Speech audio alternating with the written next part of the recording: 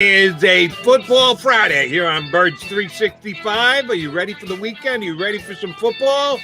Well, you gotta have a little patience because the Eagles don't roll around till Monday night in Big D against the Cowboys. Here to talk about that game, and we'll probably interject some other NFL stuff over the next 2 hours here on the JAKIB Media YouTube channel. It's the Mac and Mac guys on Birds 365. John McMullen come back in from an early swim. You see him, he's shake that water off the shoulder, Johnny Mac. It's chilly this morning. I don't know if you can do that. First time, Jody. I'm excited for the cooler weather, and yet I went outside, take the dog out to do her business, and it's a little too chilly. I need in between. Why can't I get a nice in between day? I was in the closet this morning picking out a shirt, and I said, let me go a little more. This is Temple, as a matter of fact. I don't know if you can see that it's a Temple shirt. And I said, let me go with that one. And I didn't realize it was long sleeve. So I pulled it out of the pile. I go, ooh, long sleeve, I'm not wearing. And I stopped and thought about it. I said, remember watching the weather yesterday. Fall weather kicking in. I said, you know what? Let me keep the long sleeve shirt on. What the hell? And then I got the dog out this morning. I can confirm, those of you who haven't gotten out of the house just yet, fall has arrived here in the Delaware Valley. But that's okay because it's football season. And, oh, by the way, it won't be fall-like for the Eagles on Monday night because they are going to be down in Dallas, which, oh, by the way, doesn't matter what the temperature is here in Philadelphia. Doesn't matter what the temperature is down in Dallas. They're playing in the Palace, so it'll be 70 and comfortable with the air conditioning on. So weather will not be a factor in the Cowboys and Eagles.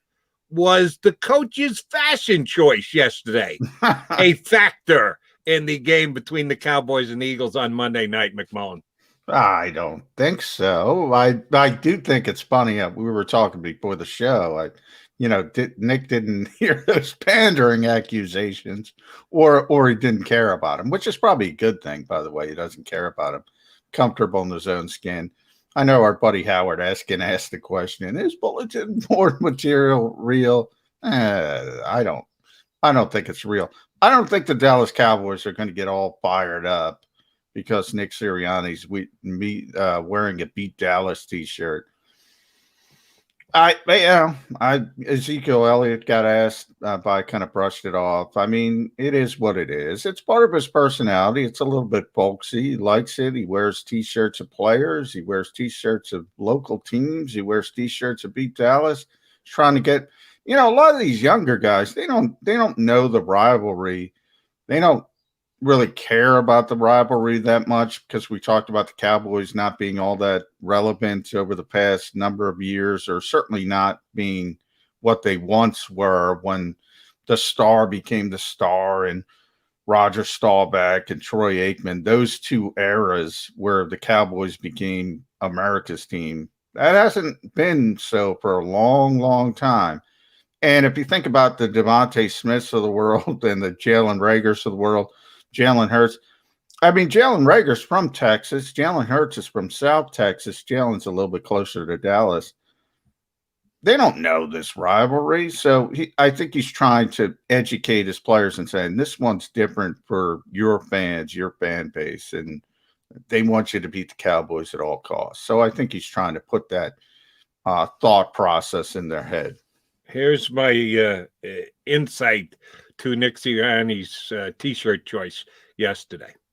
I think it tells you something about him. First thing first, on bulletin, quote unquote, bulletin board material. I think there's something to that. It's another one of those topics where it's so overstated in certain corners. Oh my God, how could you do something? They're going to come out fire breathing because of your T-shirt choice. Stop it. Just please stop it. They're highly motivated, highly paid professionals who have a game to play. There's more emotion in this than a guy who's delivering milk down the block. I get that, but do you really think that's going to swing the outcome of the game? I don't believe that. But those who want to say it means absolutely nothing, I think are also being short-sighted because it is an emotional game. It is something where you can get pumped up. You've talked to enough players in your life, Johnny Mac, done enough interviews, and guys have relayed to you the roar of the crowd and getting up and playing as a unit, and there's something to it. So as always, the answer lies somewhere in the middle, which nobody likes to admit, that yeah, it's got some effect, but not much. Everybody, you either have to have, oh my God, it's going to decide the game, or stop it, you're an idiot for even suggesting it. It's in the middle, as it always is. But here's what I think was behind Nick Sirianni's mindset. They're coming off a loss. He's never done this before. It is his first time as a head coach. He's been around it for a lot of years, first as a player, then as then an offensive coordinator. So he knows the temperature of the room, but he's never been the one who needed to set the temperature of the room before this season as head coach of the Eagles.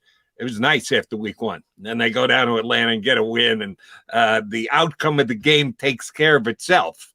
This week was a loss, and a loss in which the head coach and his play calling had a little bit to do with why the game ended up a loss. So I think he wanted to set a little bit of a tone himself that, hey, I'm confident. How about you guys? Beat Dallas. That is the only thing we need to worry about right now is beat Dallas. And oh, by the way, in case you don't know, the rest of the town wants us desperately to beat Dallas. So I think he was making a little statement to his players that, hey, I'm confident. Yeah, we got beat last week by San Francisco. That's now in our rearview mirror. And there's one task and only one task at hand, and that's the Dallas Cowboys. And here's what we got to do: beat Dallas. Well, maybe, Jody, but I got to tell you, if you're listening to his press conference yesterday, I was a little worried about the guy. I mean, he took that loss pretty harshly, pretty on himself. And I think it was my buddy Tim McManus who asked him the question.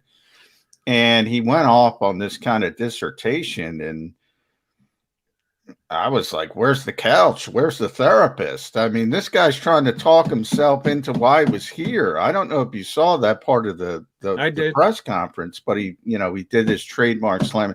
I got to get back. I got to say, it's like Stuart Smalley, if you're an old Saturday Night Live fan, Al Franken saying, I'm worthy, having a self-affirmation. Why am I here? I'm a good coach. And he's doing that live, and I'm like, whoa, this is one game. This is one game against a team you were supposed to lose to, by the way, and you probably outplayed. So if it wasn't for the self-inflicted wounds, which is not good, you want to correct them. But man, if you're going to get this high, I think the dichotomy between Jalen Hurts and Nick Sirianni is striking. Jalen Hurts, the young quarterback, even keeled, man. This guy's taking a loss this hard? What if they do lose to Dallas? In other words, I'm looking forward. I'm saying you can't be a successful coach in this league if you're going to be that emotional after every loss. I don't think the extra day helped Nick Sirianni. And that concerns me a little bit because, burnout with NFL coach, that's real. That's real. Now, I'm just saying this guy is on a track that if he keeps burning the candle like this, he's going to reach burnout far faster than the average coach. I was going to say, if he's burnt out 2 games in, no, God. No. But did you see that? Because I saw it. He's did. out there. He's out there saying, why am I here? I'm a good coach. I'm like, what? What are you saying right now? I don't know. That's maybe I made too much of it, but I certainly made more of that than a beat Dallas shirt. I'll tell you that. Because I'm a little concerned taking that loss that hard. I think that happens. I think the beat Dallas shirt was a response to himself. That I'm going to put it behind me, even though, and then he got in front of the cameras and he decided to open up to you media guys and all of Philadelphia because he knows it's being broadcast, which is a little self-reflective, maybe a little over the top. But I like the fact that he was going to be confident, going to put a T-shirt on, not going to worry about it, maybe even a little cocky, maybe even risk a little bulletin board material. Good for him. I'm glad he's showing confidence.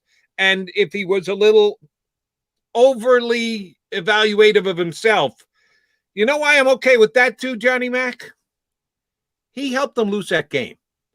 There are games we like to think that the coach decides every single game in the National Football League, and there are certain weeks where the coach is just a passenger, that he's not the main mover and shaker, that he's pushing some buttons with play calling and the like, but the players decided 95% of the time. But you do have that 5% where a coach can either make the right decisions and look like a genius week 1, or look like a buffoon and help to cost his team a game, I'll turn around and make it a question to you. Would you say Nick Sirianni was a big reason why the Eagles lost last week? Yeah, and I agree then with there you. you have it. Then what's so bad about him going, why am I here? I had a lousy game. It was on me. Took bullets for the team. Good for him. That part of it's not bad. My part of it that I took is bad, and I don't even know if it's bad, is him trying to talk himself into why he's here, why he's a good coach. That's the part I have an issue with. You have to be a little bit more confident in yourself, I think, to have success long term in this league, and understand, nobody's perfect. This is not a game of perfection. Everybody's going to have bad games. I'm with you. 95% of the games are decided by players. And then you have the three categories. If you go decided by coaches in a negative fashion, much more than a positive fashion. In other words, a coach can lose you a game, I think, more often than win you a game. That's more on the players. I think Nick Sirianni contributed mightily to that loss.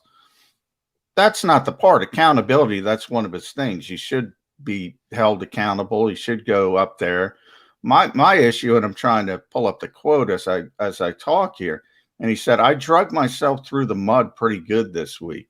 Which he did. And he then he talked about switching your mode, and you got to get back into it. And he seemed to have a difficult time doing that.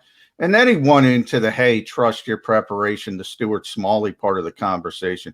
Trust what you did all week. Trust the 7 hours you spent on third down. Coaches like to remind us how hard they work. And you want to make that call the other 7 hours on red zone. You made educated decisions here. Trust the process, which I hate in this city. I hate that term for obvious reasons. Blah, blah, blah. All right, you don't have to explain to me why you're the head coach of this team. You're the head coach of this team. You don't have to explain to the fan base why you're the head coach of the team. You're in this position. And again, this is just my spin on it. Obviously, other people can take a different spin on it. I want a guy who's doesn't need a daily affirmation, doesn't have to stand in the mirror and say, I'm good enough to do this. I want a cocky SOB who's like, I'm the smartest guy in the room, and it's probably not right, but I want somebody who's self-assured and self-confident in that type of position. It's my only point. Yeah, you're a little bit more sensitive because you were there and you're part of it. Maybe that's the difference. I'm okay with it if he's feeling his way through what he needs to tell himself, what he needs to work through with his fellow coaches, what he needs to tell the media, what he needs to tell the fan base. After his second game as a head coach in the NFL, I'm okay with that. There are growing pains in every walk of life, and if there are growing pains in being a head coach in the NFL too, okay. Now, if we're year 3 and it's game 9 and he's going, I dragged myself through the mud pretty good. Well, you've had 2+ years. What are you doing? What do you mean you still don't know how to react? Yeah. Come on, get with the program, Nick. But this is game 3 of his NFL coaching career. And that's why I bring up Jalen Hurts, because he's, again, year 2, a little bit different, but only 6 NFL starts. Now, that guy takes a lot of you-know-what when the Eagles lose, and there's a lot of people, as you know, that don't believe in him as a long-term answer as a quarterback, especially nationally. We talked about it all off season. I'm telling you, Jody, at least in public, you can't get that kid to waver. I have not seen a lack of belief in himself for 1 second. And that's the dichotomy I'm talking about.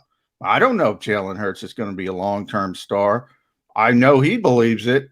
I know, and if he doesn't believe it, he does one heck of an acting job. He should go out to Hollywood if he doesn't believe it, because he's going to have a great second career, because he never even wavers for a split second. That's all I'm talking about. That's the kind of dichotomy, the kind of difference between a rookie head coach and a very young quarterback who's essentially a rookie starter. and one is 23 and the other's a grown man, I don't know. I don't know. It's a little bit, I'm probably overstating this. It's just a little bit. I put these little check marks. I put asterisks on things. I put an asterisk on that. It's just a little bit of a concern. I don't think you're overstating Jalen, but I'll play devil's advocate a little bit for you here. Unflappable would certainly be a way to describe Jalen Hurts for me. You're right. His mode doesn't change. His affect doesn't change. He stays the course. But that might not even be a good thing all across the board, meaning, have we seen any cocky out of Jalen Hurts yet? I'd like to see a little cocky out of Jalen Hurts. Shoot, Pro Football Focus has him the second-rated quarterback in the National Football League, behind only Tom Brady. And we've talked about how Pro Football Focus grades a little bit different than everybody else. Maybe I'd like to see a little bit more cocky out of him, because you can see cocky out of the head coach. He's Pecan Valley. He's, oh my God, what am I doing? Hey, we did all that work we put in. How about we kick the coach is an emotional roller coaster. I'll give you that. Jalen Hurts is a flat line. Maybe I want to see a little bit more of the flat line with Jalen Hurts. Well, I would say I see with Jalen, I see self-assuredness, and I think that comes with cockiness sort of baked in. If you're self-assured, you're cocky. You don't care what other people think. That to me sort of defines cockiness. Maybe a little bit, more, maybe you want more overt, like I'm better than this guy, I'm better than that guy. I just don't think that's his personality. But once you're self-assured and comfortable in your own skin, that's what I want from the quarterback. That's what I want from the head coach. I already know the quarterback has it. I don't know if the coach has it.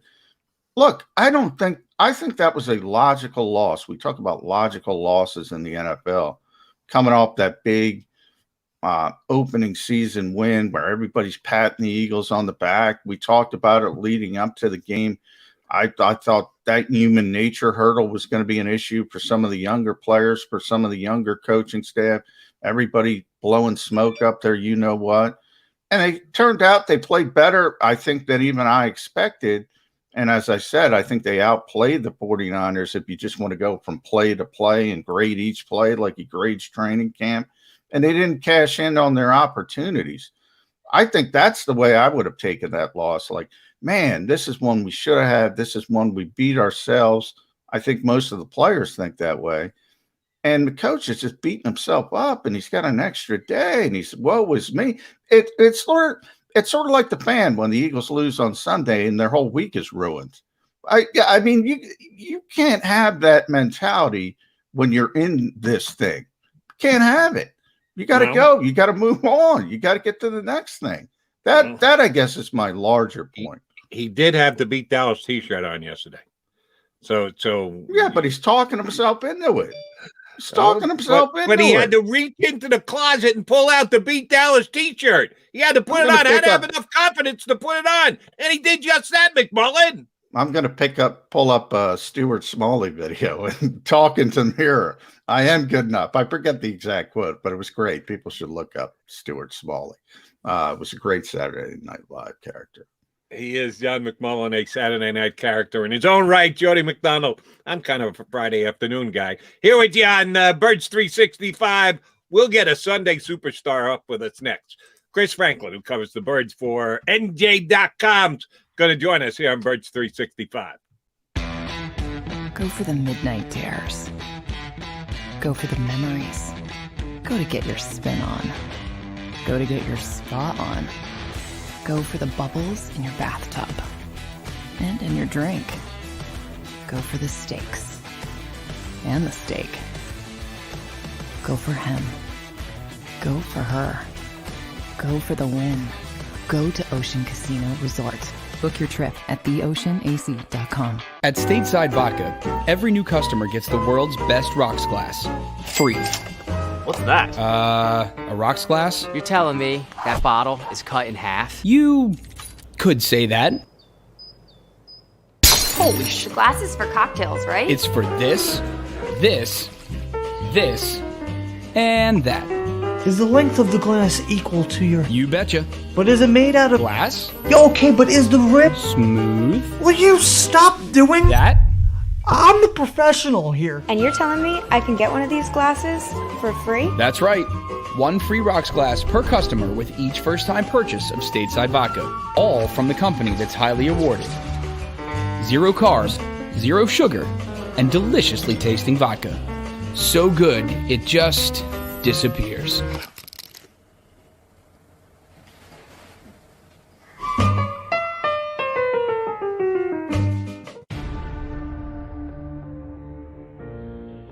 When it comes to the fight against insurance companies, large corporations, and the healthcare industry, injured victims are always the underdog. But that doesn't worry us. At Messa & Associates, we're an injury law firm from Philadelphia, and we come to fight. Our clients know that they've got representation with a chip on its shoulder, and it's the same chip that makes Philly the toughest city in the country. Call 215-568-3500 or visit us online at messalaw.com. Messa & Associates, the toughest injury firm in Philadelphia.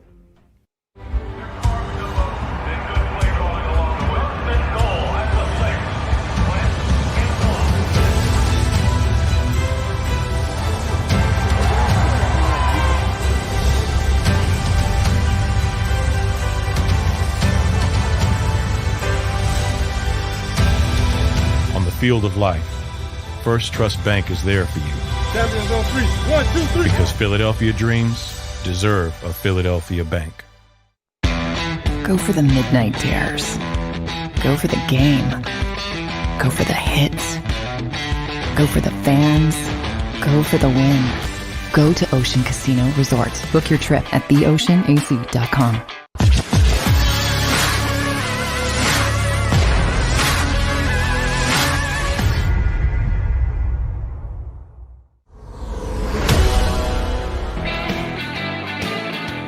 It's a football Friday here on Birds 365 with your Mac and Mac guys, John McMullen and Jody McDonald. We're lucky enough to have a top flight guest join us here in hour number 1 of our Football Friday show. If you don't recognize him, we'll fill in the blank. He's been on with us before, and he always does a good job, and he does a hell of a job covering the Birds for NJ.com. Chris Franklin. How are you, Mr. Franklin? Hey, not too bad, man. It's like you said, it's Football Friday. It's a beautiful day. It feels like fall now. It's great, man. How are you guys doing? We're doing well. Thanks for being here, Chris. And you're right. You're my weather guy now. Storm chaser Chris Franklin. That's what I like to call him as well. So fall is here. It feels a little bit more like football, but it doesn't feel like a Football Friday to me. That's because we have the extra day, and the Eagles obviously are in North Texas on Monday night. So let's start there. Your first thoughts about this game. Beat Dallas week. Nick Sirianni's got the T-shirt out there. You see the typical juice this week for Cowboys Eagles? It's weird. I don't know if it's because the Phillies are sucking some of the fun away. I don't know if it's because just it's still early in the season. It's still early September, but it doesn't have that same electricity like you normally see when it comes to an Eagles-Cowboys game. I don't know if it's one of those things where you start to see as the season, like people get more invested. I think a lot of people are still trying to figure out this team, what the identity is, and start trying to get used to Sirianni a little bit. And it just doesn't feel like it's November. It doesn't feel like it's a November Eagles Cowboys. It just feels it's a different vibe to it. All right, Chris, need you to chime in on what John and I were kicking back and forth in the opening segment of the show. John's a little worried that Nick Sirianni was a little too self-reflective, that he's worried about the job that he did last year and why he's the coach of the Philadelphia. Yeah. What did I say, last year? Yeah. Sorry about last weekend. Thanks for the correction.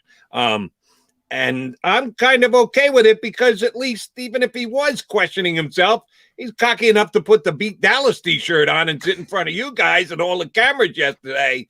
We know the answer's somewhere in the middle. He's not a cocky guy who's just going to go out and blow hard his way to victories, nor do I think he's going to crumble this week for fear of having too big a job. Murphy's Law, he's gotten too far and has to fall backwards. The answer's somewhere in the middle. Which is it closer to? Nick Sirianni is good and is handling his business well going into week 1, or there is actually something to worry about? I think everything will be wind up being okay. He reminds, a lot of times when you see, especially when it looks like he took this loss. This is an old NFL Films clip. I forgot who the guy was they were talking to, but say every time you lose, you die a little bit. He just seems like that type of guy who just takes every single loss like he just lost a family member. It just seems like he comes that way. And over time, I don't know if it's because he's a rookie head coach. He's going to learn. So you don't want to say get used to it, but you get acclimated to it in a sense. But it just looks like he takes it a little too hard. And I think it's going to come with more experience. He's going to get a little bit better. I don't think it's one of those things where he thinks, hey, you know what, I'm the best thing ever. Stuff doesn't smell or anything like that. For I think he starts to get a little bit better and he get used to it. But I don't think he's more on the side of, I don't worry about this. I know everything that's going on. Don't worry about that thing. I think it's okay that he's doing that. It's part of the learning and growth process of a head coach. Yeah, and I made the connection with Jalen Hurts because Jalen Hurts is that even-keeled guy. We see him from week to week. You don't know what happened. If you just sat down and had no idea if the Eagles won or lost, you wouldn't know by Jalen Hurts' sentiment, his mentality. And I think that's a good thing. I think, we talk about never get too high, never get too low. I think Jalen yesterday, he won the T-shirt quote contest. I have that every day at Eagles practice. His one yesterday was, I think, no losses, just lessons. There's no losses, just lessons. And you learn from it, you move on, kind of turn the page. I love that thought process. Whereas what I was saying to Jody, Nick was up there. He's like an EKG. He's like, boom. I'm so excited. I'm so down. And I think it was Tim McManus, our buddy, who asked him the question. And then he went into that sort of, I wanted to see a therapist couch. He was like talking himself, I'm a good coach. I'm here. I don't know. Maybe I'm overstating this, and that's what I asked Jody. I think this is way too early, but I'm going to throw it out there anyway because this is what we do. This guy seems susceptible for a quick burnout. By a quick burnout, I mean years into it, but quicker than the average NFL coach. Am I overstating that? I don't think he's going to be a quick burnout. I think he's a really passionate guy. I'll give him that. You see, I think energy is key for him when it comes to. I think when you look at the beat Dallas stuff, and it seems like every week he has to find something that emotes energy and try to get his team to feed off of that. So I don't think he'll be one of those things where he's going to burn out quickly or he's going to put so much into it that he's like, you know what, guys, I just can't do it anymore. Next 3 years from now, we're looking for basically we're writing up a new thing about a head coach coming in all over again. If anything, I think it's going to be something where either you're going to be so successful 10 years down the line, or if it's going to be a 2-year experiment and be bad. But I think it's more toward he's going to be. I personally think he's going to stick around a while. I think he has a lot of qualities that you want in a head coach. I think the team bought in already. I mean, if you get veterans that could buy in, this not even just that, but he was able to find when he found out the way to negotiate the mini camps. I thought that was a huge key sign because you don't see a lot of young coaches that's able to bring both sides together and figure something out, and he's bought in. So I think he's going to stick around for a little bit. I'm actually more worried about he runs out of T-shirt slogans before he burns out. That does concern me going forward. Here's something we haven't talked about a lot this week, and maybe it's shame on us, Chris, and I hope the Eagles aren't overlooking it. There's a key category that the Philadelphia Eagles lead the National Football League in through 2 games. That's penalties. They've got more penalties than anybody in the National Football League. Now, second is Tampa. They look pretty good. So you can overcome penalties. But the Eagles have 22 penalties. That's a lot of penalties for the first 2 weeks of the season. And, yeah, I think part of that is on coaching, not just Nick Sirianni, but all his positional coaches, and he takes the responsibility for all of them. Should I be worried about the fact that the Eagles are the most penalized team in the NFL? I think if you broke them down, I think the thing you have to be worried about, and it seems like it continues to plague this offensive line, is the false starts penalties. And you know what? I'll even include the defensive line too with the offsides. So, stuff like that is completely controllable. Stuff like that is when it comes to discipline. And not saying that they're an undisciplined bunch, but that's something that you have to look at over time because, especially Atlanta game, Isaac Seumalo false start and they get bailed out by the Dallas Goedert touchdown catch. You see stuff like that over and over again. You start to get worried. Like, I think it's more an individual player. I mean, you and I remember hearing this beforehand, like, for coaches, you would rather see aggressive penalties than that one too. I understand that. Like the Kayvon Wallace, he was just put in a tough position. If I was in his position, I'd probably do the same thing.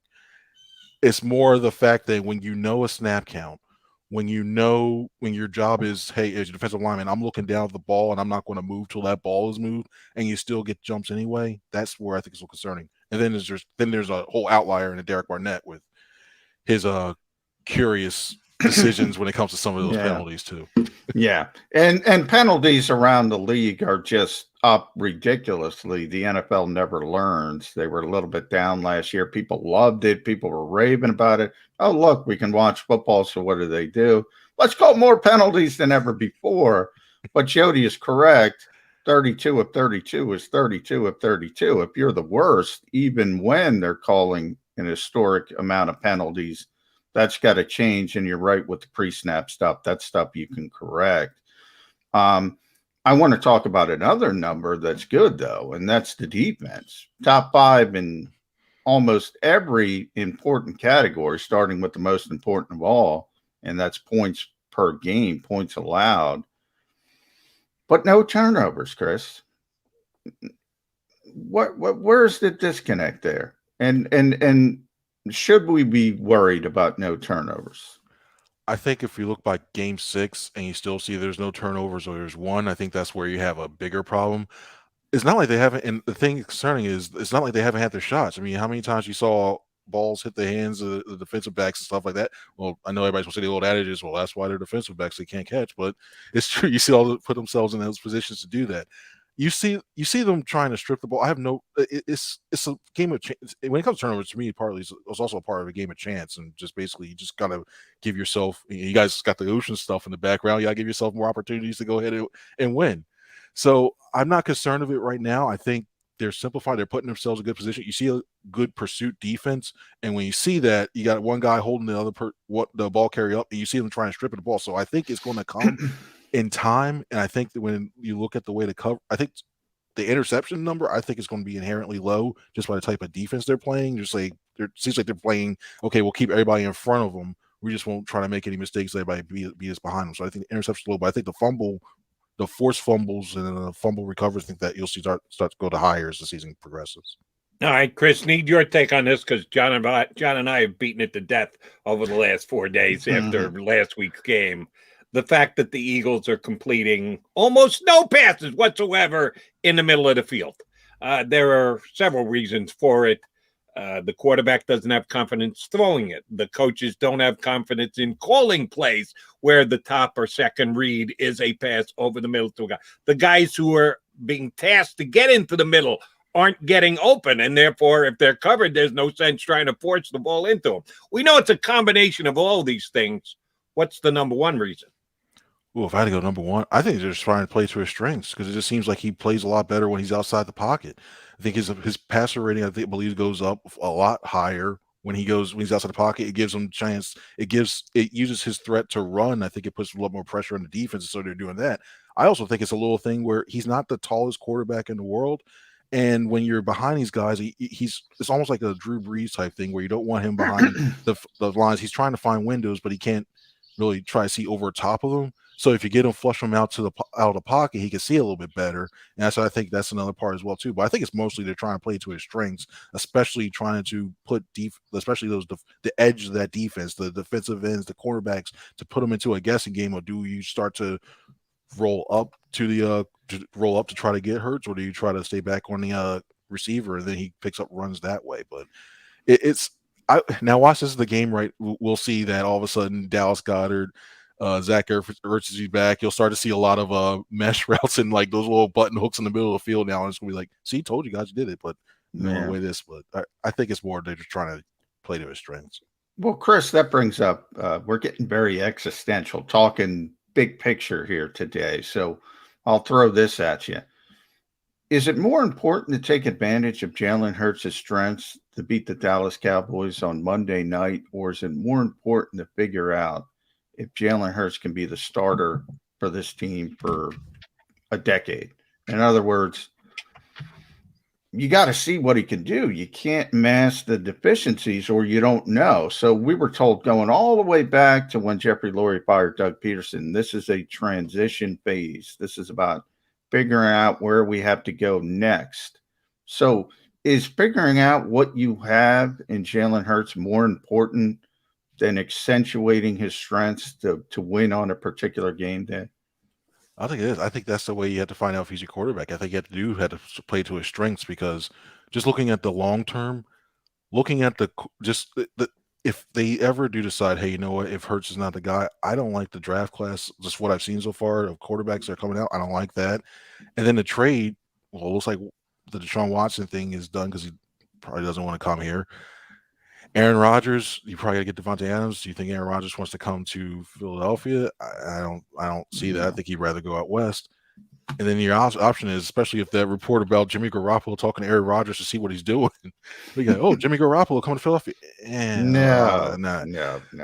So I think it's more, I'm going to pass on that tenfold.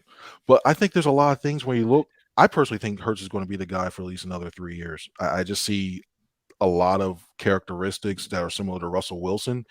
We all know how the Eagles wanted to get him, and I think this is Howie's second chance of getting a guy just like him. And a lot of times, I think when it comes, forget too. I think this is going to be 6th, 7th game going in his entire career starting. So seventh. It's just one of those things where he's just going to have to gain more experience. I think it's going to be a 2-year thing. Like, I still think, to me, I can still count this as his first season because it's still 7. It's still his first season. He's still seeing things up. He's already been in 2 different offensive systems right now, and that's as far as he's played in beforehand. So I think it's more of a thing of you're just trying to play their strengths right now, and I don't think it's going to come to a thing where you have to even worry about long term when they could look at another quarterback for a couple of years at least. Anyway. All right, Chris, I could ask a long-ranging question again. Instead, I'm going to go narrow focus here. This week versus the Dallas Cowboys only, which Brandon did the Eagles miss more, Graham or Brooks? Graham. I say that without hesitation because I think the Cowboys' strengths are their ends and on their defensive ends, and as more opposed to when it comes to you look at the Eagles trying to generate that pass rush. I think I look at Brandon Dickerson. I landed. Oh, Brandon's. I took Brandon's on the brain. Too many Brandon. Too many Brandon. Exactly right. I think you look at Landon Dickerson. I don't think he's on. He started off slowly, filling in for Brooks, and I think he's going to get. I think Stout's going to get him right, at least to be serviceable.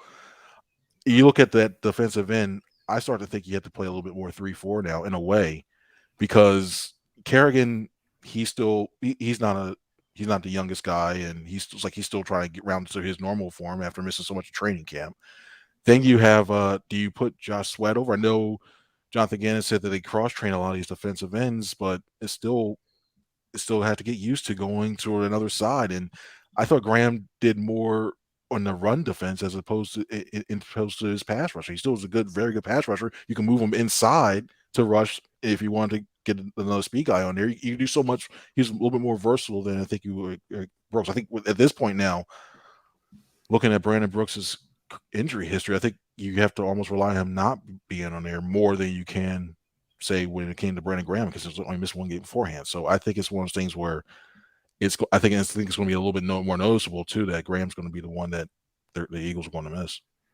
Well, let's kind of take a deeper dive into that, Chris, because obviously defensive line is a rotational area. You're going to have the rotation. So it's going to be more than one guy. It's going to be Josh Sweat. It's going to be Ryan Kerrigan. But also, what about Milton Williams? I mean, the Eagles said this is a Brandon Graham type of player from a trait standpoint. Very stocky, similar body type.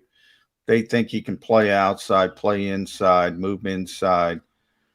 Difference is Brandon's a natural edge who moves inside. Milton's probably a natural inside player that moves outside. But they're throwing Landon Dickerson in the deep end of the ocean behind me. Why not throw Milton Williams in the deep end of that ocean? I think I like what they were doing, trying to test him out the edge. I just think he could be more dynamic as a defensive tackle, because especially when you have that much pressure coming up the middle, it just makes a quarterback feel uneasy, and then you flush them out right into the hands of defensive end. Because I think when you have, like, if we look at what Javon Hargrave's doing right now next to Fletcher Cox, and the amount of pressure he's gaining on the inside there with that push, and it's just causing a lot of quarterbacks to get really uncomfortable. I think Williams plays that role a little bit better than being on the outside edge. I know he can spend time out there and try to get acclimated. I just look at when it comes to even when a pass rushing standpoint, I see a power move from him. I don't see that quickness trying to generate from the outside edge going in there. And then he has to remember, oh wait, I have to keep my outside arm free to make sure nothing gets outside of me. I just think he's more, as of right now, I think he's a better box player. That being said, I can see him lining up a defensive end in the sense of a 3-4, where it gets him a little bit more out the edge. And that way you can still put in Kerrigan, you can still use Sweat, or even bring in Patrick Johnson and Avery, keep them out in that Sam to keep them to play a little bit more contained and try to generate a pass rush, because they're more natural guys. So I can see them. That's why I think they play a little bit more 3-4. And that's why I probably keep him more on the inside than pushing him outside. Chris, tell me if I'm overstepping here, but it's a legit concern as far as I'm concerned. First two games, the Eagles' two starting cornerbacks, outside cornerbacks, I'm not talking about Avonte Maddox here, have been pretty damn good. After Calvin Ridley in the first possession, Atlanta really got nothing done against their two corners. And last week, one big Deebo Samuel play, all right, that hurt. But other than that, they didn't get beat by the 49er wide receivers. They're in for their biggest test this week with CeeDee Lamb, Amari Cooper. Amari's not 100%, but he looks like he's going to go. We're pretty good at beating up on quarterbacks who get beat in this town. We're going to be beating up on the Eagle cornerbacks come Tuesday? I'm thinking CeeDee Lamb's going to have a big game. I just look at the matchups, and I think they're going to – I know we were talking about the outside corners. I think they're just going to keep him in the slot, because him versus Maddox is really – Maddox has played – don't get me wrong, Maddox has played well, in my opinion, in the first two games. I really do. But I just think Lamb is that dynamic of a wide receiver, and I think they're going to try to do everything they can to get the ball into his hands, even with this little quick screens out that way. And I look at it, even though I know Cooper's probably going to play with that rib injury, and if I'm Gannon, I'm telling the guys, if they throw the ball his way, maybe take a little extra shot to that rib and just test a little bit. Even though they're probably going to pad it up with flak jackets and everything, but I think Lamb is going to be one of those, has had one of those games, and I think knowing that the way the Cowboys like to try to spotlight their guy on prime time and everything else, I think he's going to be what I could see him having like 100-yard game, just him you put him in different positions and then trying to make things tough for that Eagles defense. Well, let's talk about Jonathan Gannon a little bit in that perspective, because Chris, we are through 8 quarters, but there has been one explosive pass play against this Eagles defense, the Deebo Samuel 40-yard catch and run that set up a touchdown for the 49ers. So 120-plus pass yard play against this Eagles defense through the first two games. And as you mentioned, CeeDee Lamb, Dak Prescott, Amari Cooper, even a banged-up Amari Cooper. You can't hold up to that degree. But Carolina had 6 last night. 6 in one game. You watch Tampa Bay play, you watch Kansas City play, you watch Arizona play. Explosive plays all over the field. All over the field. Yeah. What are the Eagles doing to stop that? It's amazing in this era of football. It really is, even with the small sample size. I think when you look at the safety support, I think that definitely helps out, especially when they're playing that coverage in a lot more zone. When you see a lot more zone, I think more quarterbacks want to tend to try to work the middle of the field and the short side of the field, as opposed to trying to take those deep shots, because they know, hey, if I go ahead and try to throw 30, 40 yards down the field, I'm going to have to either put it in a perfect spot where safety and a cornerback are going to have to converge at that one point. So I think it's one of those things. Well, and I think it's really trying to simplify things as well too. We heard when in the introductory press conference with Sirianni and with Gannon that they were trying to simplify the defense to just let these guys' natural athletic talents take over, and you're starting to see that a little bit, because you don't see the exotic blitz looks. He's basically saying, hey, you cover here, we're going to rush the passer this way. just do your thing. And I think you're seeing a lot of that more. So I think that's why a lot more teams are going to start trying to attack more in the middle and the middle and the short side, as opposed to trying to take those deep shots like you saw last night. Nick Sirianni doing a little self-second guessing this week with his less than stellar play calling last week. They ran the ball a lot last week. The run-pass ratio was a little top-heavy on the running side from what we're used to seeing, or maybe what we thought we should have seen. Do you think he gets more aggressive? Does he turn Jalen Hurts a little bit more? Will we see 30-plus pass attempts this week out of the Eagles? I think if I'm going to game plan, I think you see more things. I think you have to learn to start Michael Parsons. And when you stop Michael Parsons, I think the best thing you have to do is start off at least is start to run the ball, run right at him to tire him out. So I think you see a lot of the run early, not only just tire him out, but keep that Cowboys offense on the sideline.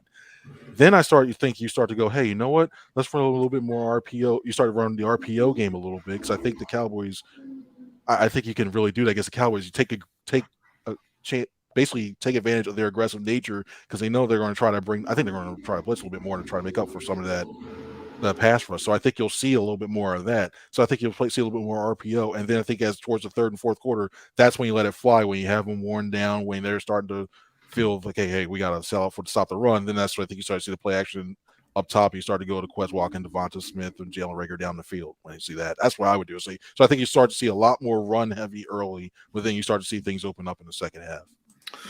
All right, Chris, last one from me, and make sure you read Chris Franklin and our buddy Mike K at NJ.com. They do a tremendous job covering this team. You guys will be in North Texas Monday night for Cowboys Eagles. To me, the most exciting matchup, just one-on-one. This is going to thrill our producer, Xander. Alabama versus Alabama. Devontae Smith against Travon Diggs, because I think Travon Diggs has been one of the most improved players in the NFL early in the season, especially from a playmaking standpoint. What do you see that Alabama on Alabama crime? Who gets the best of it?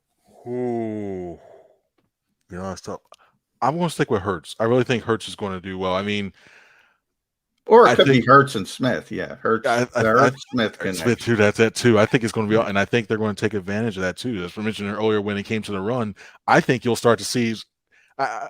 You may see him a little cheat a little bit. I think Diggs will have a couple stops on there as well too. I think he's played a lot well. I like the way he's been aggressive. I like the way he's jumping around. So I just like his coverage overall. So I think Hurts is going to get the better of him. Well, I wouldn't be surprised if you see him one-on-one when he goes around the edge, and then I think Hurts makes a couple moves on him, or just blows right by him a little bit. So, but that's gonna be fun. It's just amazing just looking to see all these Alabama guys you see in the league now. Just as one game, you got him, Smith, Dickerson, everything else. It just goes to show how deep this Alabama program is. But I think, I think Hurts is going to have the last laugh, at least one-on-one. Chris, we opened up the show today and also the conversation with you about motivation and where Nick Sirianni's head is at, and can motivation actually help to decide this game against the Cowboys? Well, let me give it a shot. No Brandon Graham this week. Eagles lose a leader and a big contributor on the defensive line. If you ask me who's been the best contributor on the Eagle defensive line so far, it's not even close. Hargrave has dominated compared to everybody else. When is this Fletcher Cox guy going to step up and start to be the superstar he's supposed to be? Highest paid guy on the defensive line, right?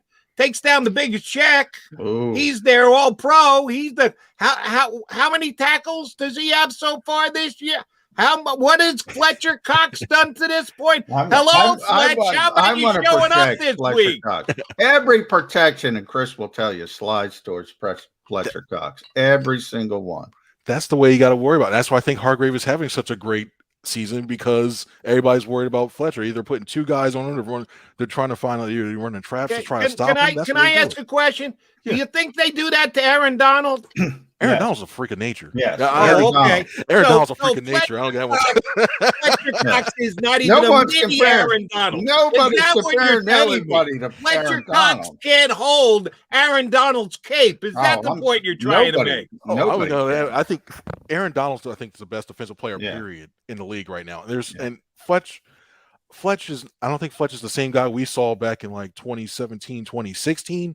I still think he's a very good defensive tackle, one of the top 5 in the league still. I think it's just a matter of teams know that. So you want to block him up and make sure he doesn't hurt you. Because if he got the same looks that Javon Hargrave was having, we're having a different conversation about Javon Hargrave, and Fletcher Cox is having a great season. It's just one of those things where teams are not going to say, "Oh, that's your best defensive lineman," especially now of all they losing Brett Graham. "Oh, that's your best defensive lineman. We're going to take him away. It's trying to stop him. It's trying to stop him from being wreaking havoc." So that's why I think you're seeing more double teams, more traps and stuff like that. They're just trying everything they can to take him out, and that's if it's almost like, I hate to use a basketball term, but it's almost like Joel Embiid. You want to take him out, you double team him, and to make the other guys beat you. So that's, I think, you start to see a little bit more when it comes to Fletcher Cox. I think he's playing well for what they're doing against him. It's not going to show up on the stat sheet. That's the thing when it comes to me.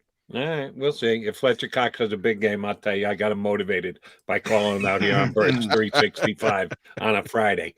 Chris Franklin, always a pleasure, buddy. Thanks for coming on with us. We'll tap into you again soon enough. Safe travels down to Big D. Thanks, guys. Thanks for having me on.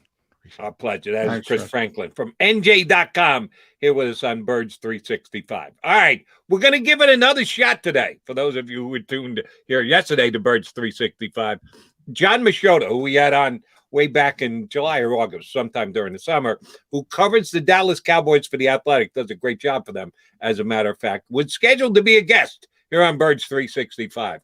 John knows this. He wasn't here to watch Jeff Kerr and I just continue on with no John Machota yesterday, who either overslept or forgot or something popped up, and he didn't join us yesterday. He was quite apologetic when we talked to him after the show. So I owe you guys, all right, how about tomorrow? Oh, okay. He has already responded and said he's ready to rock today. So we will give you a little Cowboy preview on the back end of today's show in hour number 2. But coming up next, John and I continue to break down Eagles Cowboys here on Birds 365. Go for the midnight dares. Go for the memories. Go for the view that goes on forever. Go for the bubbles in your bathtub and in your drink. Go to bed whenever you want. Or don't. Go for him. Go for her. Go for the win. Go to Ocean Casino Resort. Book your trip at theoceanac.com. At Stateside Vodka, every new customer gets the world's best rocks glass. Free. What's that? A rocks glass? You're telling me that bottle is cut in half? You could say that. Holy shit. And you're telling me I can get one of these glasses for free? That's right. 1 free rocks glass per customer with each first-time purchase of Stateside Vodka. So good, it just disappears.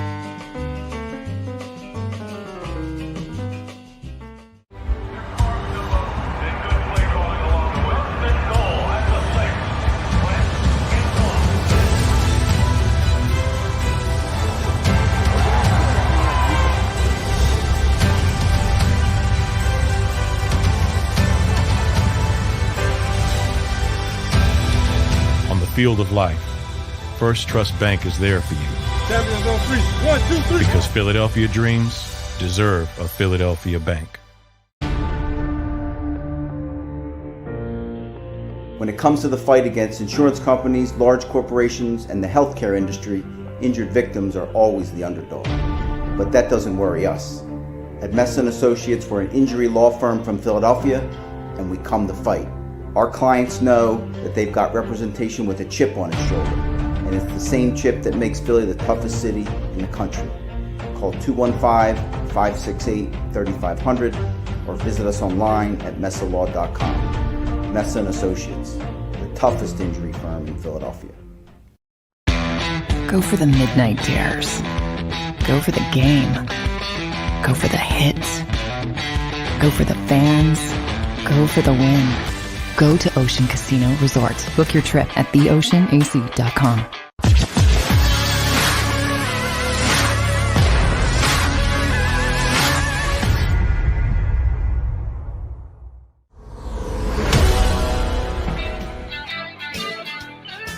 Birds 365, guys, on a football Friday.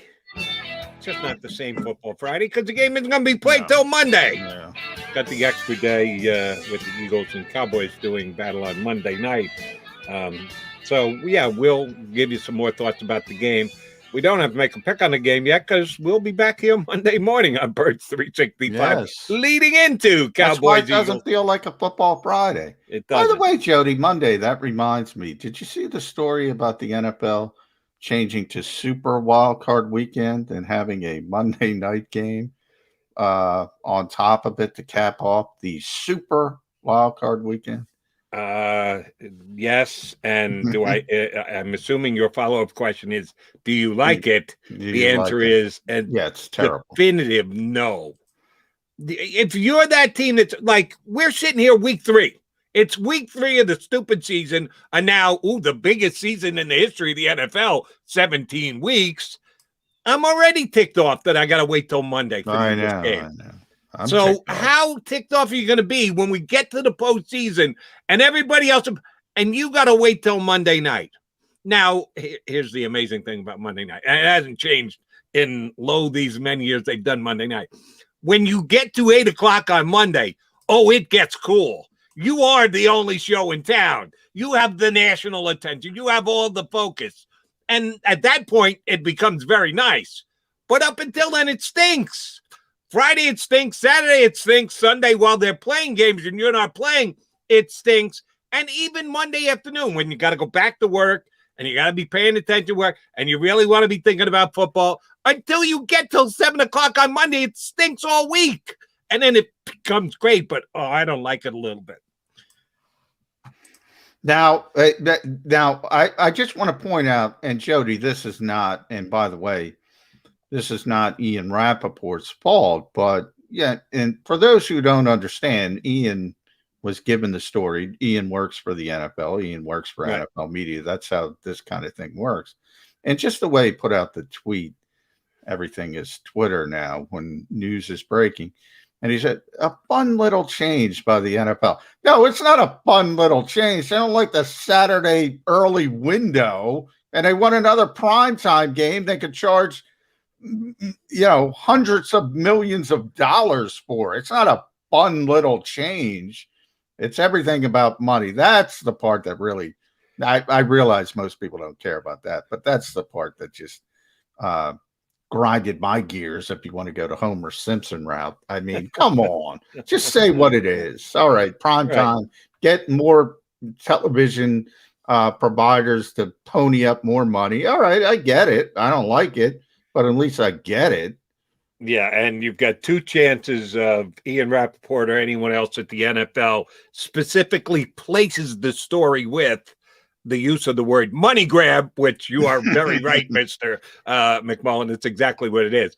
0. There's no way it's going to be. We may say it here on Birds 365. Yeah. The guy who gets the information. Yeah, I'm not. And by the way, to be clear, I'm not expecting Ian to say money grab. Just don't play up the fun little aspect of it. I'm just saying, just report it as the hard news. Oh, they're going to move it to Monday night.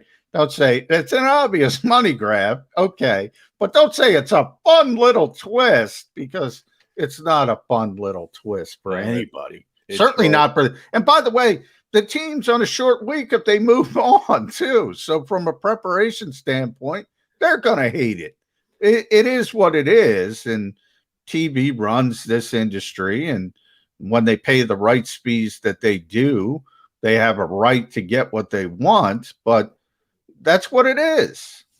Right. And you're to further the point and second your motion, the team that wins on Monday night is then going to have to go on a short week. When you get to the next weekend, they should absolutely have the last game. By competitive nature standards, they should get the last game.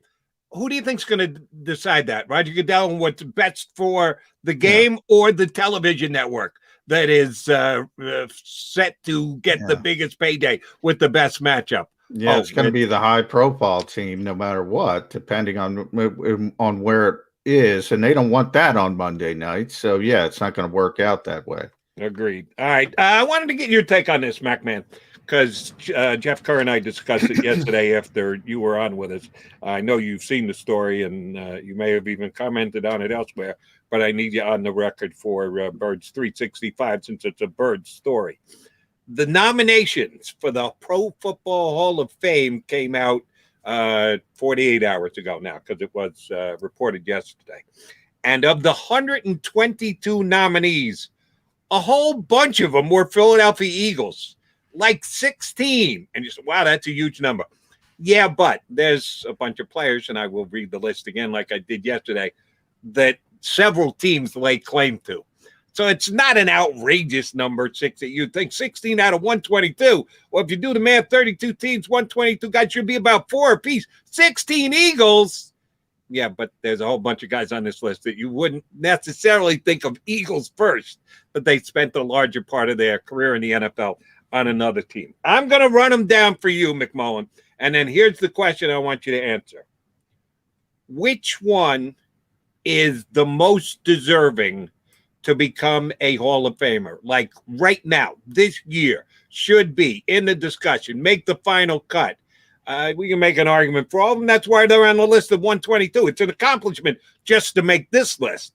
Are we talking just the Eagles here, or just anybody? The former Eagles? At one point, well, I can answer that right off the bat.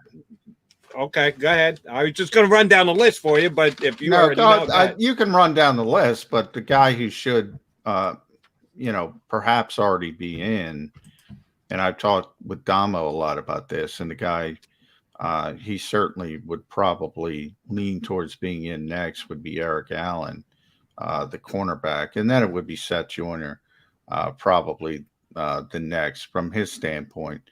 And I agree with that. I also think Donovan McNabb and Randall Cunningham are better candidates than most people think for a lot of reasons. But I ultimately, I don't think they're going to be Hall of Famers. Agreed. First thing first, very much agree on Eric Allen. I've been saying it for a decade, how Eric Allen continues to get short-circuited in the conversation. He doesn't make the final cut. I think it's ridiculous. I think and he played in the same era as Deion Sanders.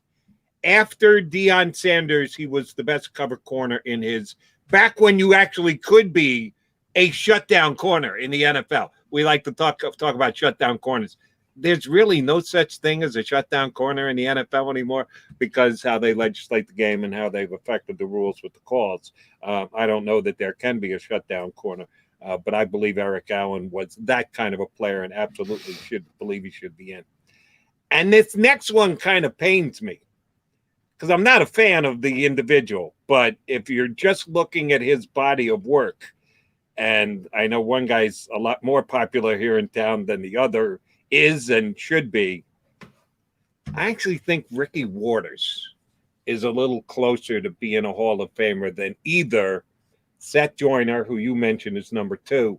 I'd probably slot Ricky Waters for his career achievements. A lot of that in San Francisco, folks. I know it doesn't affect us. Didn't do the Eagles any good what he was doing and running wild and helping them win champions in San Francisco. But if you're looking at his Hall of Fame dossier, it surely does count.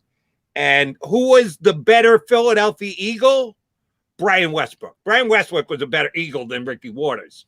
But when you do add in Ricky Waters' other achievements elsewhere, was his career better than Brian Westbrook? I think I have to say yes. So I would put Ricky Waters number 2 on that list ahead of both Seth Joyner and Brian Westbrook. Yeah, I would still stick with Seth as number 2. A lot of it has to do with how the Pro Football Hall of Fame and the voters do business as well. That part plays into it, and the fact that certain positions are more difficult than other positions. Certain positions rely more on all pro nods. Certain positions rely more on statistics. And you think about you're a Jets guy, so we'll use Curtis Martin as an example. You think about his numbers that he piled up and how difficult it was for him to get into the Pro Football Hall of Fame. I just don't think Ricky Waters is even in the conversation to be pushed as a Hall of Fame player, fair or not, from their perspective. Seth Joyner, I think he's borderline. I think there's a chance as we go down. We just went through Harold Carmichael. I think he's that same type of category. It might take a while, but they'll consider it. So a lot of it is just over the years seeing how they do business. I just don't think Ricky's going to be in the conversation. I think Seth might ultimately become part of the conversation. And by the way, you're right with Eric Allen. I mean, Eric Allen should be a bigger part of it already. And for whatever reason, it's become very difficult. But as far as the Eagles, we're coming into the wheelhouse of, one of their great periods. So you're going to see more names from the Eagles than typically. Obviously, cyclical industry. When you got a bad football team, there's not a lot of Hall of Fame talk. And we're coming up on a group of players that were on a lot of good football teams. Unfortunately, if you go back to the Buffalo Bills, who lost all those Super Bowls, if you go back even further to the Vikings, the Bud Grant Vikings, who lost all those Super Bowls, they put too much emphasis on winning Super Bowls as well, which I think is unfair. But that's Jim Kelly got in and he took it 0 for 4. Oh, there's a lot of players, but I'm saying that from covering the Vikings all those years, Paul Krause was, a lot of people might not know Paul Krause. He's a Hall of Famer. He's the all-time NFL interception leader with, oh, by the way, 81. Nobody's beating that anytime soon. Shut down corners, not happening in the National Football League. Nobody's beating that record anytime soon. So I compared it. It took him over 20 years to get in the Hall of Fame. He wins one Super Bowl. He's a first ballot Hall of Famer. They usually ultimately get in, but it just they really hold that against them, which I think is unfair. Thurman Thomas, all those great, Bruce Smith was the slam dunk guy because he was so good. There's always slam dunk guys. But the other really good players, they really hold Super Bowl losses more against them than even if you don't make the Super Bowl, which has never made any sense to me whatsoever. So it'll be interesting to see how they hold Andy Reid's Eagles, the lack of Super Bowl success against them, because they will hold it against them. But it does cut both ways. If you say too much emphasis is put on Super Bowl wins, it may help a guy like Jason Kelsey. Not Jason, Art Kelsey, because he is part of a Super Bowl champion, a multiple definitely Pro Bowl guy. That you can bemoan it when you have a team like the Vikings, like the Bills, like the Andy Reid Eagles, who were good and kept going to championship games but couldn't get over the last hump. You're right. But then a team like the Eagles, who made it once, haven't really been close the couple of years after, and we'll see how long it takes them to get back again. That one win does carry a lot of juice, and it may help someone get into the Hall of Fame who might be a borderline guy, which is what I would call Kelsey at this time. All right, J-Mac, I want to ask you about this. I know I asked it of Chris Franklin. I want to ask it of you, too. Too many penalties by the Eagles in the first 2 weeks overall. It's certainly on the individuals who get caught in motion, offensive line, jump on the defensive line. Nick Sirianni, working with his coaching staff, he praises and sings the praises of his coaching staff all the time. Breakdown in communication, players, coaches, positional coaches, and the like. What are you leading the National Football League in penalties 2 weeks in?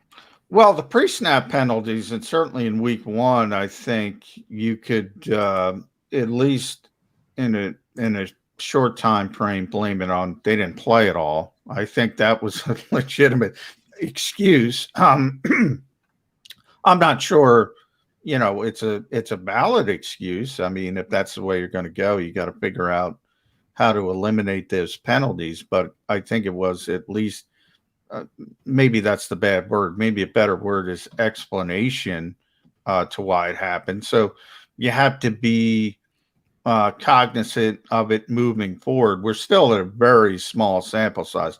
I throw these numbers out. You throw these numbers out.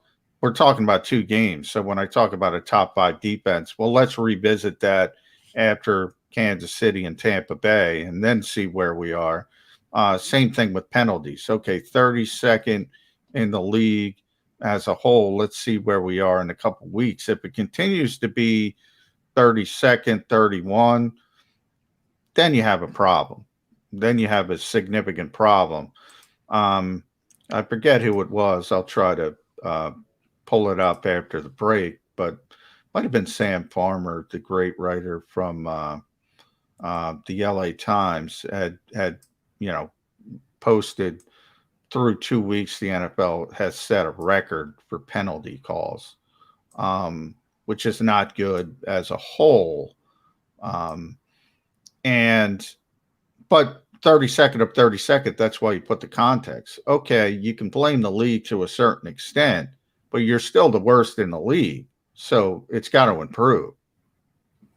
JM, another big concern I have with the Eagles this week, and I really honestly don't know which way it's going to go, is Nick Sirianni's play calling, because he was pretty damn close to phenomenal in week number 1, pushed all the right buttons, had the right plays. We questioned the quality of the opponent. I thought it was a fair question before the game. It's certainly a fair question after the game. The quality of the opponent went up. San Francisco's got a good defense. They flashed it, even though it's a little beat up. They certainly flashed the talent that they did have on Sunday, and everyone suggested Nick Sirianni kind of laid an egg. Which Nick Sirianni play call are we getting in this matchup against the Cowboys? Because truth be told, Cowboys defense isn't good. It wasn't last year. No. It hasn't been again this year. Michael Parsons looks like a really nice addition, and you just sung the praises of Travon Diggs on the outside, who has played well here in year number 2. But overall, I would still call the Dallas Cowboys a below-average defense, and that's what Nick Sirianni's play calling got to go up against. Which Nick, the play caller, are we getting on Monday? Yeah, well, that I want to see. I mean, that's what we're all. I'm just looking at the stats right here, Jody. So, okay. We talked about this a little bit on the show yesterday with this Cowboys defense. It's given up 419 yards a game, so 27th in the league, 31st in the league in passing defense at 346 a game. So, even though Travon Diggs is making big plays, we were talking yesterday, all right, the Cowboys are taking the football away, number 1 in turnover differential. So, and the Eagles haven't turned it over. Well, which would you rather have? You'd rather have the 27th ranked defense who turns it over, or the 4th ranked defense that hasn't gotten turnovers and has only given up the second most points, the second fewest points in the league? I'd rather have the Eagles, but that's up for anybody's debate, I guess. They still give up gash plays, and that's why I think it's so interesting. This week is so important for the Eagles from the standpoint of Dallas is probably going to score some points. I mean, this can't keep up, even though, and we'll talk about this with John Machota a little bit, even though Michael Gallup's not there, Lyle Collins isn't there, they still have a lot of good offensive linemen, a lot of explosive playmakers. At some point, you got to give up something offensively. I almost want this to be a shootout, Jody, to see if the Eagles can play in a shootout. That's what I want to see. Can they win a 35-30 game? Can they win? Can they be up in that range? First 2 weeks, it doesn't look like it, but I think they've had the training wheels on. I want to see the training wheels off. That's what I want to see. I don't know if I'm going to see it, but that's what I want to see. All right. If I tell you this week is going to be more along the lines of 17-10 or 17-11, like it was last week, or it's going to be 35-31, which one do you think it's more likely to be? I think it's more likely to be 35-31. So do I. A couple reasons. I don't think you can hold the Cowboys to 11 points, even with the issues they're having. 17. I mean, yeah, I guess if they have a bad day, I guess that's possible. But so if they're on the winning end of it, and then I just think the Cowboys are going to give you opportunities to make big plays. So even if they're not the big plays that you want, it might be a 40-yard run from Jalen Hurts on the scramble. They're going to give you an opportunity to make big plays. That's just what they do. That's their history. That's where they are. They don't have, and remember, Demarcus Lawrence is out. They don't have their best defensive player. They're moving Micah Parsons around because they have to, not because they want to. They have no pass rushers, basically. That's why they're doing it. Now, Randy Gregory, I think, is going to be back. I think they took him off the COVID list yesterday. But what is Randy Gregory at this point? It feels like we're still talking about Randy Gregory like he's this great player. I mean, he's been suspended 150 times by this point. He's never done anything. I don't think that's scaring anybody. They're going to give you an opportunity to make big plays offensively. They have, and I think they continue to do so. I'm not ready to make a prediction on the Eagles and Cowboys just yet, but I would lean toward the over. Oh, by the way, the people in Vegas know exactly what they're doing. The number is pretty big. I don't have it in front of me, but I looked at it yesterday. I said, "Ooh, that's about right. It's a pretty big number." Not surprising, because I think we are going to get what John wants, which is a shootout with both teams in at least in the high 20s, if not into the 30s, and we'll find out if the Eagles can win a game like that. They're going to probably have to do that against the Cowboys on Monday night. All right, speaking of the Cowboys, we're going to take a quickie timeout, and then we're hoping to be joined by, in case you've never heard this before, you weren't watching yesterday here on 365, John Machota covers the Cowboys for the Athletic. Read John stuff, not all the time, but often enough to know he does a very good job at covering the Cowboys. He's going to join us coming up next here on Birds 365. Go for the midnight dares. Go for the memories. Go to get your spin on. Go to get your spot on. Go for the bubbles in your bathtub and in your drink. Go for the stakes and the steak. Go for him. Go for her. Go for the win.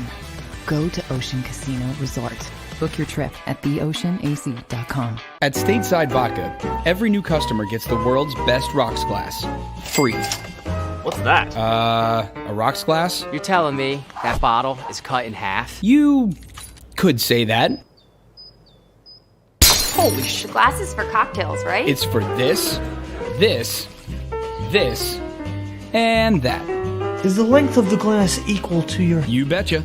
But is it made out of... Glass? Yeah, okay, but is the rip... Smooth? Will you stop doing... That? I'm the professional here. And you're telling me I can get one of these glasses for free? That's right. One free rocks glass per customer with each first-time purchase of Stateside Vodka. All from the company that's highly awarded. 0 carbs, 0 sugar, and deliciously tasting vodka. So good, it just disappears.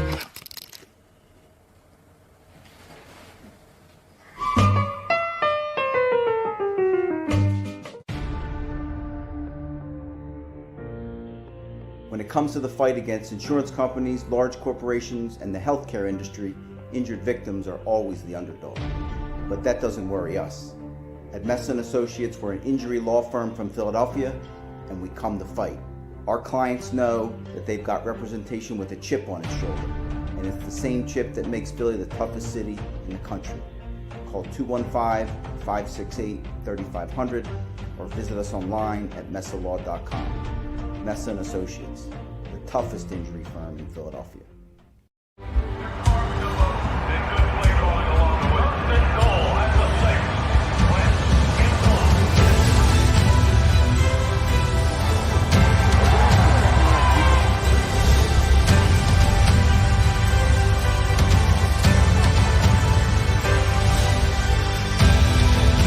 Field of life, First Trust Bank is there for you. Champions on 3. 1, 2, 3. Because Philadelphia dreams deserve a Philadelphia bank.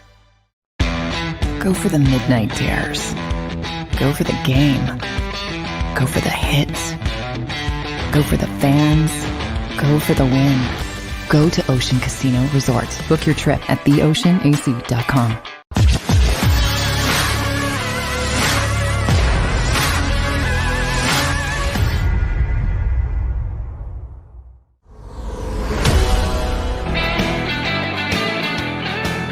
We are the Mac and Mac guys. John McMullen and Jody McDonald here on Young Birds 365. All right, time to do a deep dive on the opposition, going behind opposition lines.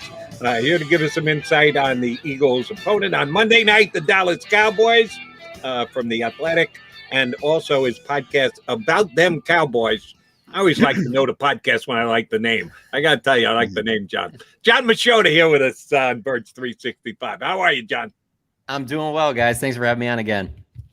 Hey, John, good to have you back. I guess we'll start with the Cowboys' health. They're banged up. You have some other issues down there as well, Lyle Collins suspension. So where are they health-wise coming into this Monday night game? Well, so I think the biggest concern, probably from an Eagles standpoint, would be Amari Cooper. He bruised his ribs late in that game against the Chargers. And he didn't go to the blue medical tent. He didn't go into the locker room. He kind of stood on the sideline. It looked like he was about to come back in if they needed him to. They ended up settling for that 56-yard field goal, and luckily for them, it went in, so that he didn't need to come back in the game. But he was very limited yesterday when we were at practice, just did some individual stuff. But he did say on a local radio station here yesterday afternoon that he plans on playing Monday night. And I always anticipated that just because this game is so big for them. I mean, the way the Cowboys schedule is, playing the Eagles early in the season, most of their NFC East games are at the end of the year. This game just means so much. So I anticipate Amari Cooper playing. I'd be surprised if he didn't. But in terms of other guys that, Carlos Watkins, defensive tackle, who's kind of rotated in, he's already been ruled out. Dorrance Armstrong, one of their backup defensive ends, he's already been ruled out. Ty Nsekhe, who's their swing tackle, veteran offensive tackle, he's been ruled out. They are getting Randy Gregory back from the COVID-19 reserve list, so that's a positive for them. He's their starting right defensive end and probably their best pass rusher now with Demarcus Lawrence out. So that's kind of where they're at right now. And then there's Keanu Neal, who was just recently put on it's every week with the Cowboys. It seems like there's a new player put on that reserve COVID list. Now, what's different with Keanu Neal, though, is that he did not test positive. He's a close contact. So there's a chance he has to be quarantined for 5 days as long as he continues to test negative. The fifth day would be Sunday, so he could technically play on Monday, but he will not have practiced all week. But with him knowing Dan Quinn so well, I can imagine as long as he's cleared to play Monday, he'll play. Let me ask you about Neal, because he was a guy who drew a lot of interest across the league when he became a free agent during the offseason, including some here in Philadelphia, at least from Eagle fans. I don't know how interested the Eagles were or weren't, and know where the conversations led. He ended up signing with the Cowboys, a little bit of a positional change. How's he played the first 2 weeks? How has that gone, his addition to the Cowboy defense? Yeah, it's gone well. I mean, he's played the most snaps out of any linebacker on the roster, and that just, I mean, when they signed him, you thought he'd be a factor, but a lot of us thought when they signed him, he's going to help out at safety. Safety's been such a weakness for the Cowboys, seemingly for the better part of the last decade. And so it seemed like this made sense. They got Dan Quinn. Why not go and get this guy that, Dan Quinn coached over in Atlanta, and it was a key piece for them. And then he comes to the Cowboys, and they're like, no, we're playing him at linebacker. And it was kind of like, all right, we'll believe that when we see it. And then he keeps lining up at linebacker, and he's been very good these first 2 games. He's a key piece for them. Obviously, with Micah Parsons playing well, those have been their top 2 linebackers. It is probably their deepest position on defense, so that's helped. But it's just very clear that he's kind of like an extension of Dan Quinn because he knows what Dan Quinn's looking for. And so, he makes that move from safety to linebacker mainly because the NFL is changing. You need your linebackers to be more like safety. They have to be able to cover. And so that's what he does well. He's been a good addition for this team. There's no question about it. And the Cowboys just don't spend big in free agency, but there's no question that he was their most significant addition in free agency, and he's lived up to the billing so far. John, let's stick on the defensive side of the ball. You mentioned Demarcus Lawrence. Obviously, he's on the injured reserve. That's probably the Cowboys' best defender, I would think still. How much has Micah Parsons' role changed since that injury? Have they moved him to more of a pass rushing type role? I know People were speculating about that. Maybe that's the way they would have to go. Has it changed that dramatically? It has. I mean, last Wednesday, just Demarcus Lawrence was just doing a routine drill, individual drill during practice, and ended up breaking a bone in his foot. And so it's not season ending. I mean, he'll be back, but it probably won't be for another couple months. And so after that practice, Dan Quinn went up to Micah Parsons and was like, Micah, we need to do something different here against the Chargers to have some success, especially with Demarcus being out. You have edge rushing ability. Do you think you can do that just straight up for the entire game? And he was like, yeah, if that's what you want me to do, for sure. So Micah didn't play edge rusher at all at Penn State, but he did in high school. And from the people I've talked to, including coaches at Penn State, they said that there was no question he could have played edge rusher at Penn State. They just needed him at middle linebacker or at weak side linebacker. So because of that, that's kind of where it fit too with the Cowboys. But playing against the Chargers, that's all he did was play edge rusher, 39 snaps, and he played well. Now, I do think that there'll be some more of that against the Eagles, but this is going to be the third different type of quarterback that the Cowboys are going to go against. And so, so on practice yesterday, Micah Parsons didn't do anything with the linebackers. He was with the edge rushers the entire time. And so I'm kind of like, are you showing your cards here, or is this all a play because he's going to go back to line? Because for me personally, and obviously I'm not a coach, I would rather have him at linebacker against Jalen Hurts, because if he's rushing upfield, Jalen Hurts has that mobility to totally kind of take Micah Parsons out of the game in terms of let him rush upfield and then he can break outside.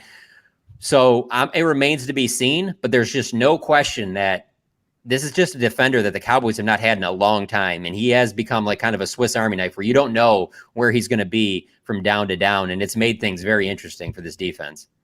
John, let me ask you about motivation, because my partner Johnny Mack and I were talking about it in the first hour of today's show about Doug Peterson wearing the Beat Dallas t-shirt to his press gathering yesterday, and whether that's going to help motivate the Cowboys because they're ticked off because it's bulletin board material, or motivate his own team by saying, do you guys realize how big a game this is? Dallas here in this town. It means a lot. You new guys might not understand it, but let me lay it out for you. So the Eagles are playing that game.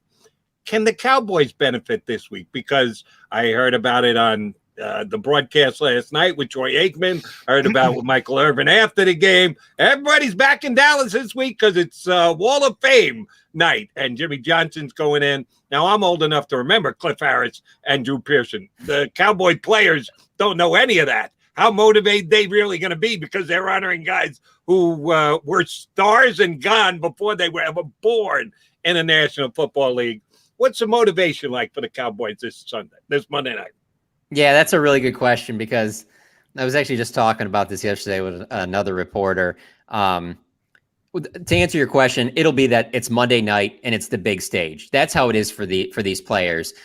But so we leave. We had our media availability yesterday, and we're talking to CeeDee Lamb, and just the way CeeDee Lamb talks about Jalen Hurts, they are legitimately really close friends. And so we leave. We talk to CeeDee for about 10 minutes. When we leave there, I'm just kind of like, you just never heard guys talk about an opponent, especially on a rival like that. Yeah.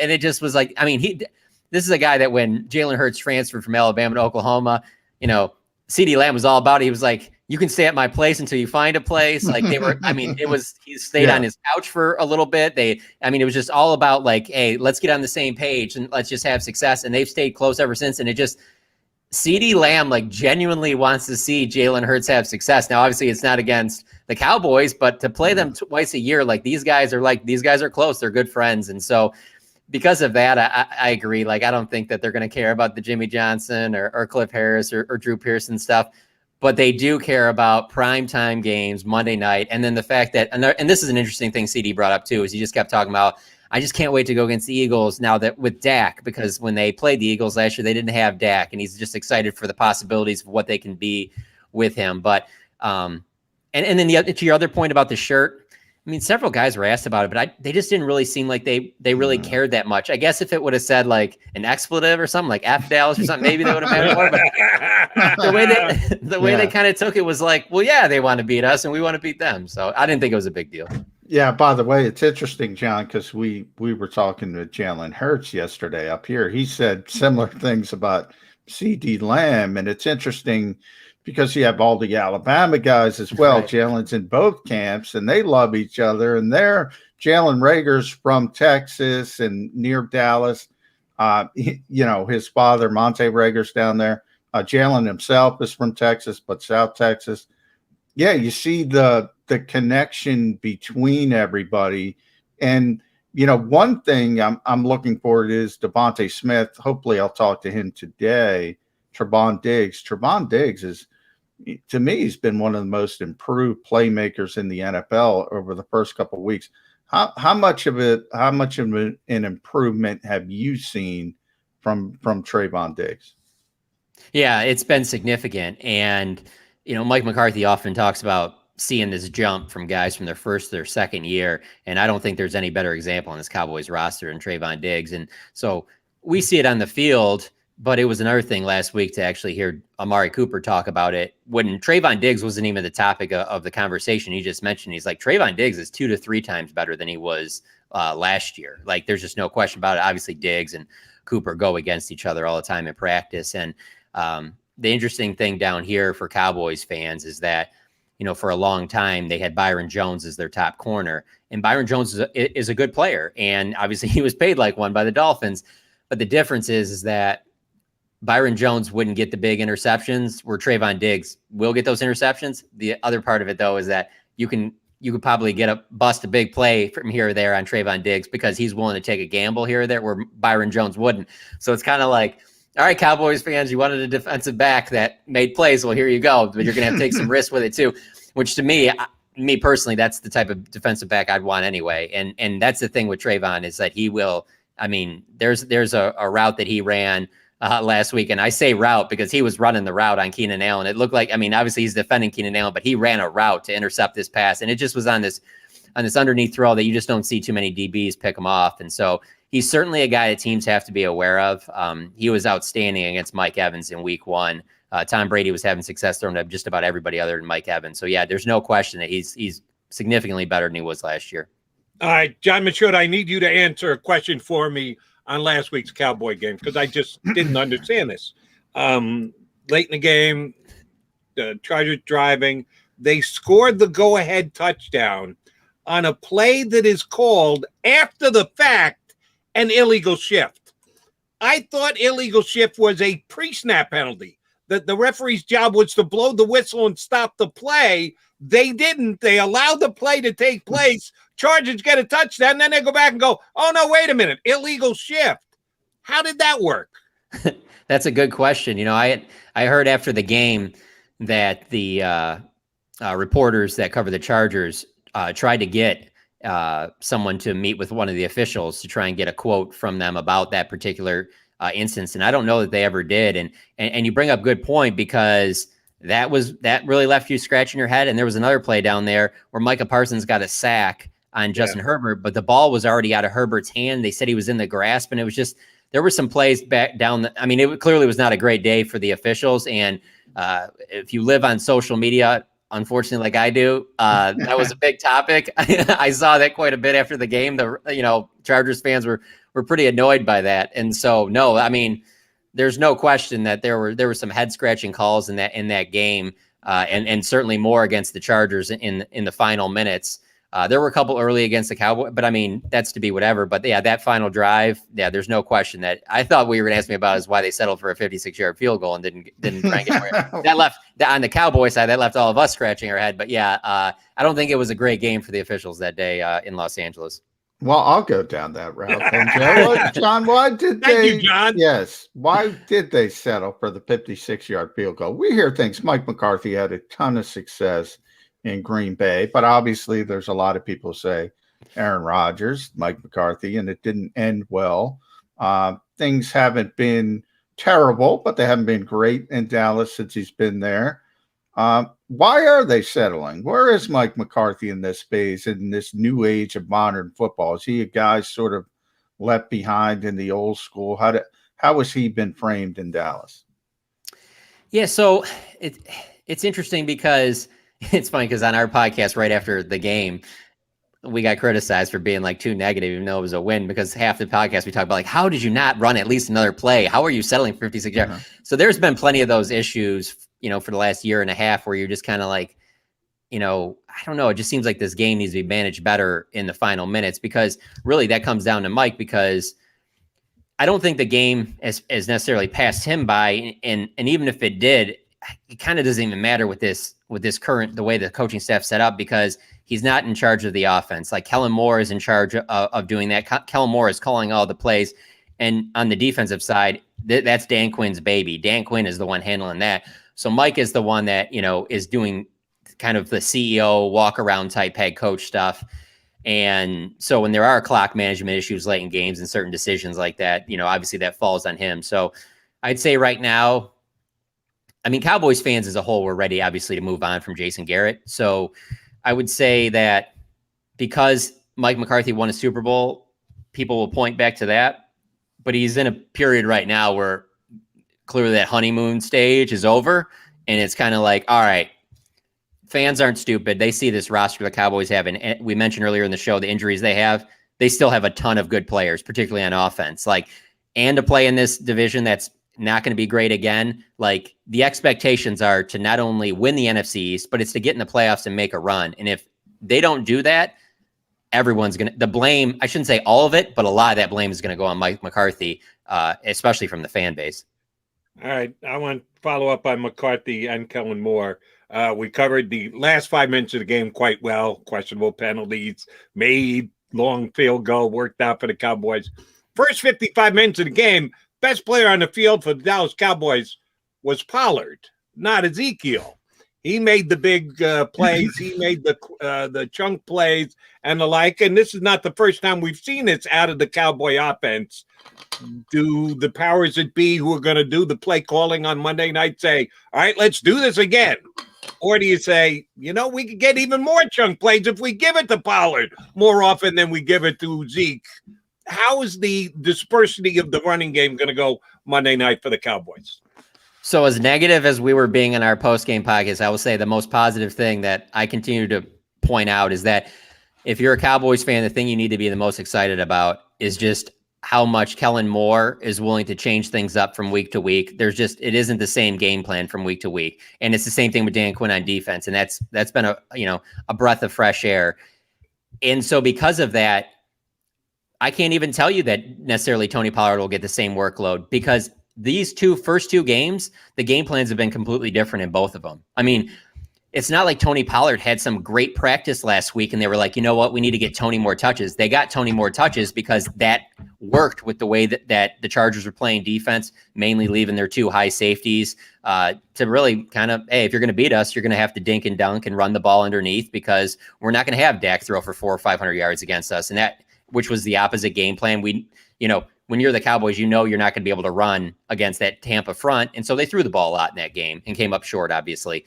But for this game plan here against the Eagles, I just think that you're going to see it's not going to be a 50-50 split. I think Ezekiel is still their lead back, but there's just too many things that Tony Pollard can do. And he's such a weapon for Kellen Moore that he's got to be part of the game plan every single week. He's just too good of a player, not just as a runner, but as a pass catcher and what he can do in the passing game. So I think both of them are going to be significantly involved again.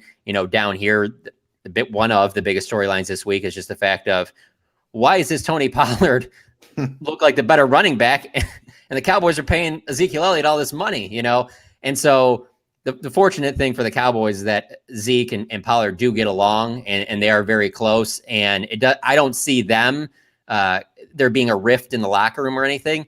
For me, looking at it from, a reporter's perspective, I kind of feel like, well, Sean Payton made it work for a little bit with Mark Ingram and Alvin Kamara. Could that potentially work with Kellen Moore? Because he is a great play caller. I really do think he's an outstanding play caller. I think it's going to lead to him being a head coach in the near future. Obviously, the Eagles interviewed him in January for their head coaching position. So I think that he's just got a lot of weapons, and from week to week, we're just going to see different game plans, and that was not always the case with the Cowboys. By the way, John, on Kellen Moore, from the outside looking in, he seems to be one of those hot candidates that is probably going to get a lot of head coaching interest sooner rather than later. Is Jerry aware of that?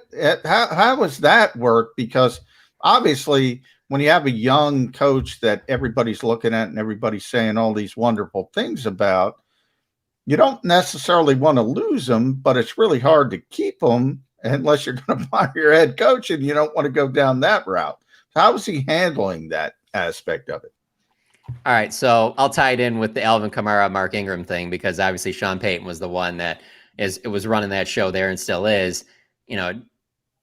Jerry doesn't like that he lost Sean Payton. He would love for Sean Payton to have been kind of that next guy in line. Yeah. So I find it interesting that Kellen gets in the situation, and if the offense continues to have the success they've had these first 2 weeks and things continue to head in that right direction, it's going to be hard for Jerry to let him go. And so Kellen had interest from Boise State for their head coaching job, and he ultimately didn't take it. Now, there are differing stories down here of why he didn't. Some people say that, well, there were certain things at Boise State that he didn't like, which makes, for me, is hard to believe, because that's like his alma mater, and he is the man down there. Like, he is the face of Boise State. Everybody down there knows who he is. Like, he does car commercials there. Like, I mean, everybody knows who Kellen Moore is in that part of the country. So then there's others that said that Jerry came in and made sure that Kellen Moore wasn't leaving. So things could get real interesting down here if he has a type of success, because I don't see Jerry being willing to let him go. And this isn't college football where you can have we'll make you the head coach in waiting. They just don't do that at the pro level. So it's interesting you bring that up, because that could be a huge storyline as the season progresses, because, when Jerry's got a guy like that, if he thinks he's the next Sean Payton, it's going to be hard for Jerry to let him go out the door.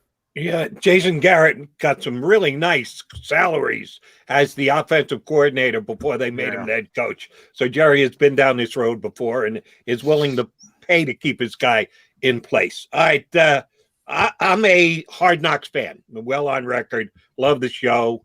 We'll see how this whole in-season thing with Carson Wentz in Indianapolis Colts works, but I'm a Hard Knocks guy. I thought it'd be cool this year because the Cowboys are smart. Jerry's the probably best promoter of his own franchise in the history of the National Football League. Yeah, I thought it was boring. The Cowboys don't have great personalities. They got players, but they don't have great personalities. So that's just my read on Hard Knocks. Did it have any effect on the Cowboys 2 games in? Because some people whine and moan after, Hard Knocks took us out of week, showed too much. It was a big distraction. And others seem to pick it up and run with it and have success with it. What's the verdict on Hard Knocks' effect on the Cowboys so far this year? Yeah, I don't think it's much. And that, to your point, is just because there weren't many distractions from it, because it really wasn't as exciting as I think a lot of people were thinking it was going to be. I mean, just from my perspective, my plan going in was to write every night for those 5 episodes what were the best things from that. And after like the third one, I was like, I mean, it wasn't getting the readership that we were getting on the first few. You could just, I mean, in the business we're in right now, it's very clear when people are interested in something, when they're not. We just have too many tools to measure that nowadays. And so you could tell as the episodes went on, there'd be bits and pieces in the episodes, but for an hour-long show, there just wasn't as much stuff as you were expecting. The first episode I thought was really interesting, with Dak getting injured and them having the behind the scenes in that. But as it went on, and I haven't had this confirmed, but my belief is that they just became, because the Cowboys, any team that does that, they're in on the editing process. And I think there were a lot of things that, were probably interesting and they just didn't make it in, and they edited it out. Because you go from allowing John Fossil to talk about vasectomies in depth, and that's on there. And then all of a sudden you just are not having these interesting storylines as the show's progressing. And so, that's, Mike McCarthy's a guy that he wasn't doing a lot of mic'd up behind the scenes stuff in Green Bay. So he comes down here and he's just kind of like, we're going to be doing Hard Knocks now on top of this after we just had this, highly disappointing season. So to your point, it because it wasn't as interesting as probably a lot of people thought with storylines, things like that. I don't sense many distractions. I mean, heck, the last couple of episodes were about guys that really aren't even a factor on the team, with Isaac Alarcon and Azur Kamara and a few other players that didn't make the roster. And so, I haven't seen an impact at all on this team. All right, John, last one from me. I want to thank you for joining the show. Check out John's work at The Athletic. Does the best job, in my opinion, of covering the Dallas Cowboys. We haven't even gotten to Dak Prescott. All this talk, there's always so many storylines around the Cowboys. Obviously, Dak coming off the injury, that was probably the most compelling part of Hard Knocks, is them just showing what he went through and how difficult that injury was. Then he had a bit of a shoulder. Very short sample size, but it seems like from the outside looking in, same old Cowboys, 4th ranked offense, 27th ranked defense. They can score. They give up a lot of points. What's the context of that? Is that changing, or is it the Cowboys are going to, if they're going to win, they're going to outscore you? Yeah, I think that's the way it is. I mean, if you were to look at their roster broken down by their salary, they just, so much of this salary is invested in the offense. Jerry Jones is clearly a guy that wants to win with an offense, putting up points. And so what we were just talking about with Kellen Moore, and why Jerry will want to keep him around. One of the big things why Mike McCarthy wanted to keep Kellen on his staff and why Dak wanted Kellen Moore to stay around is because of, looking at the history of what's been going on in the league and that keeping that continuity between franchise quarterback and play caller. And that's why it'll be hard for them to allow Kellen Moore to walk out the door either. Cause it's like, you've put in all this time. Dak's the highest paid player in franchise history. Him and Kellen see eye to eye on a lot of things going back to, you go back to 2016, it was Kellen Moore that was supposed to be Tony Romo's backup. And then Kellen Moore gets hurt. And then that's the reason Dak how many offensive coordinators were like teammates with the quarterback? They are on the same page. And I just, the way that this team's built and the direction I see them going, as long as Jerry Jones is owner, it's going to be very heavy offensive dominated. So yeah, as the Cowboys offense goes, is how the Cowboys will go. And I just, you kind of look at it as the way that this is going to be, especially in a salary cap era, is that they're going to win with offense and have a defense that can be opportunistic. They're going to give up points, but get some takeaways here and there. And as through these first 2 weeks, they got 6 takeaways. That's how they're going to have to win. They just don't have enough of that talent on defense to think that they're going to be some dominant defense. So as opposed to being, like some of these previous Super Bowl winners that had a really good defense, I think you'd have to lean towards more of, maybe they need their defense to be like the way the Chiefs defense was, where, they're going to score a lot of points, but, be opportunistic. This isn't going to be it. Chargers 17 points. I think to your point, Jody, earlier, some reffing had some issues in things to do with that as well. I don't think this is a defense that's going to be just shutting teams down. So yeah, the Cowboys are going to win. They're going to win with their offense. All right, I've got an offensive question, and I'm going to ask you to put your scouting hat on for me, because the guy who's been surprisingly unproductive or underproductive in the first couple of weeks is the guy I want to ask you about. In watching Hard Knocks and following the Cowboys, I thought this could be a breakout year for Cedric Wilson, knowing full well he's your 4th wide receiver behind the big 3. Oh, Michael Gallup gets hurt. Cedric Wilson gets a chance. He gets to step up. Boise State kid. The offensive coordinator's got to love him. This is going to be a perfect fit. 6th round pick, breakout year. He didn't do anything last week. Hasn't in either of the first 2 weeks of the season. I thought he was a potential breakout candidate. They've got 2 guys at tight end who can both catch the ball. We talk all this time about 12 possessions here in Philadelphia because the Eagles have 2 good tight ends too. I think Cedric Wilson will decide how often that is the formation they use. Give me your scouting report on the kid. Is he what he is, a 6th round pick who's good but not great, or a potential breakout candidate? Yeah, it's tough because of all the weapons to say that he's going to be a breakout candidate. I think that he can flash. He had a nice play last week where they threw to him kind of out in the flat. Dak did, and he ended up making like 4 guys miss. And so you see glimpses and things like that. I just, if they're healthy, which even without Gallup, they relatively are healthy. Because you're going to throw the ball to Tony Pollard, you're going to throw it to Dalton Schultz and Blake Jarwin and Amari Cooper and CeeDee Lamb. You can throw to Ezekiel Elliott. I just don't know that there would be enough touches for Cedric Wilson to have a big enough impact. And then especially, I think the matchups matter too.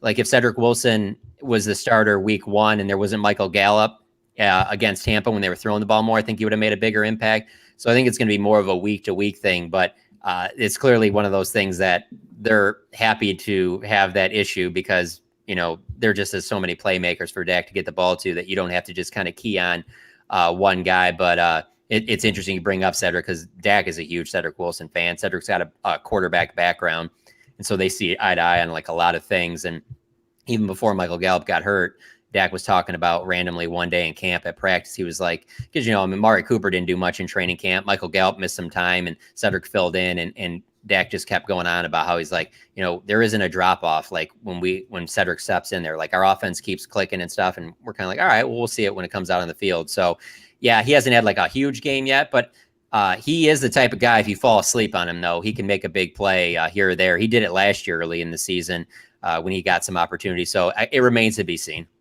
We'll see if it is on Monday night against the Eagles. John, great stuff. We appreciate you coming on board. Thanks much. Enjoy the game on Monday. Thanks, guys. I appreciate you having me on. John Machota, you can read him. The beauty of the Athletic is, yes, you can get it everywhere. Online, read up on the Cowboys prior to Monday night. John will give you some good background and information on the Eagles' opposition on Monday. All right, Mac and Mac guys coming back. Oh, you know what we got to do. Put a bow on the show for a Football Friday here on Birds 365. Go for the midnight dares. Go for the memories. Go for the view that goes on forever. Go for the bubbles in your bathtub and in your drink. Go to bed whenever you want.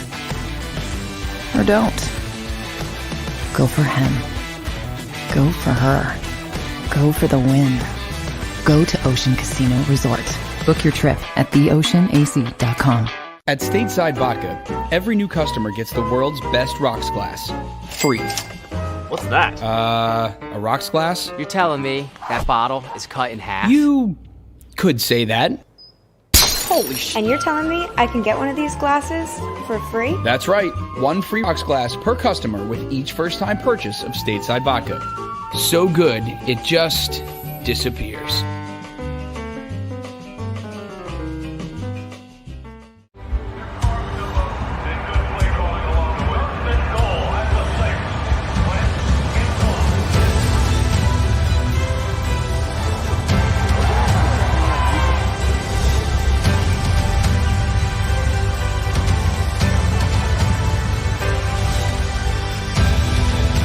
Field of life, First Trust Bank is there for you.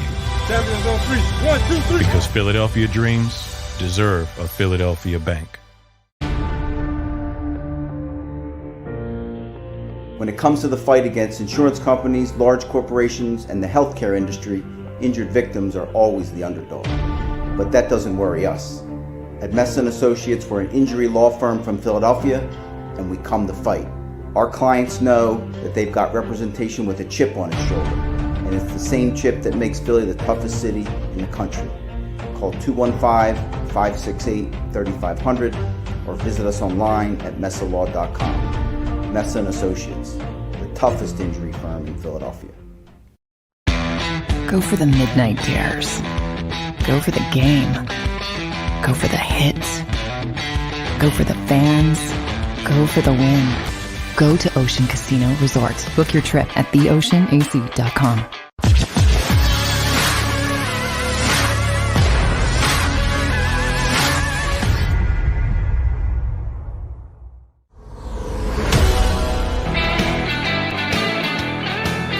Coming down the home stretch of a Football Friday here on Birds 365.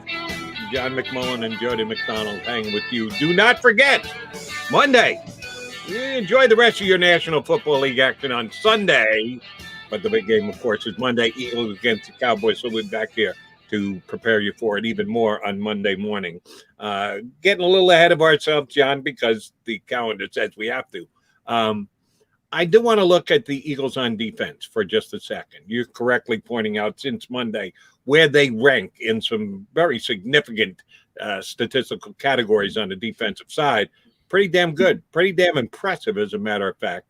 There is one category where they haven't had much headway, though, and that's sacks. The Eagles' entire defense has the same amount of sacks as Mac and Mac. That would be a goose egg. Haven't gotten one yet, but it hasn't kept them from keeping other teams off the scoreboard and not a lot of yardage racked up and the like, but sacks can be important. Talking about sacks or turnovers, Jody? Javon Hargrave has a couple. True. I should say sacks at important junctures of the game. Hargrave got them both in the second half of week number 1, correct? When Yeah. I'd pretty much say the game was over and done with at that point. Would you agree? Yeah. Javon's played well. They haven't gotten a lot of sacks. You're right. I thought you were talking about turnovers because you said goose egg. Right. They Zero got is the goose turnover. egg. No, I would Yeah. thank you for the correction. But they haven't last week, 0 sacks. And they've gotten some pressure. I don't know that Jimmy G was quaking in his pants back there last week. They haven't generated this side of Jason Hargrave a lot of pressure on either the outside and or via Fletcher Cox. I think they need to ratchet it up this week. But do you even want to do that? Do you want to do that against the Dallas Cowboys? With your front 4, you surely want to, but I'm talking about potential blitzing. Gannon has showed that's not his preference the first couple of games. The Cowboys do have a bunch of weapons, and they've got tight ends that, while they're not household names, have both made some plays down the field so far this year, and stars on the outside as far as wide receivers go, and 2 backs capable of catching the ball out of the backfield. I guess in a long roundabout way, my question is, are we going to see more blitzing out of Jonathan Gannon this week? Well, yeah, I mean, that's the stylistic thing I've been talking about. I don't know if Philadelphia likes it. I don't know if you're going to see blitzing until he needs to blitz. You know, it's interesting. You know, I think Jimmy Garoppolo was very uncomfortable early in the game, and maybe some part of the process was really in his mind, thinking, okay, here comes the pass rush. And he got more comfortable as it came along. So I think there's got to be an in-game adjustments. But we already know. Look, we already know. We should have known. We speculated. If you look at what Mike Zimmer does, what Matt Eberflus does, what most defensive coordinators do, to be honest, if you can get home with 4, that's what you want to do. And that's Jonathan Gannon's mindset. Now, where you got to change it up is if those 4 aren't getting home. That's the concern. The end game, you know, when do you ramp it up? When do you not? At this point, I really can't complain because he's given up 1 explosive passing play. And he was complaining about that, by the way, the other day. He was unhappy, thought he could have made a better call. And then I'm watching again Carolina yesterday. This is Carolina. This is not Tampa Bay. This is not Kansas City. They have 6 explosive passing plays in 1 game against a cover 2 defense. So they're playing well defensively. And until they're not playing well, I think they're going to keep playing the way they're playing, and that's 4-man rush predominantly, a lot of zone defense on the back end. Certainly this week, when you look at Dak Prescott's ability, when you look at CD Lamb, Amari Cooper, I don't think they're going to go to a lot of man-to-man unless the Cowboys start going up and down the field with impunity. Here's where I wish I knew where to look up this stat. Maybe you can tell me, John, because I am a fan of the blitz. It seems to me, just my general watching of games, and again, there might be stats that either point this out and or refute this, that when you blitz and you do get either home or close, and certainly home is what it is, a sack's a sack, but close, from time to time, you'll see big plays.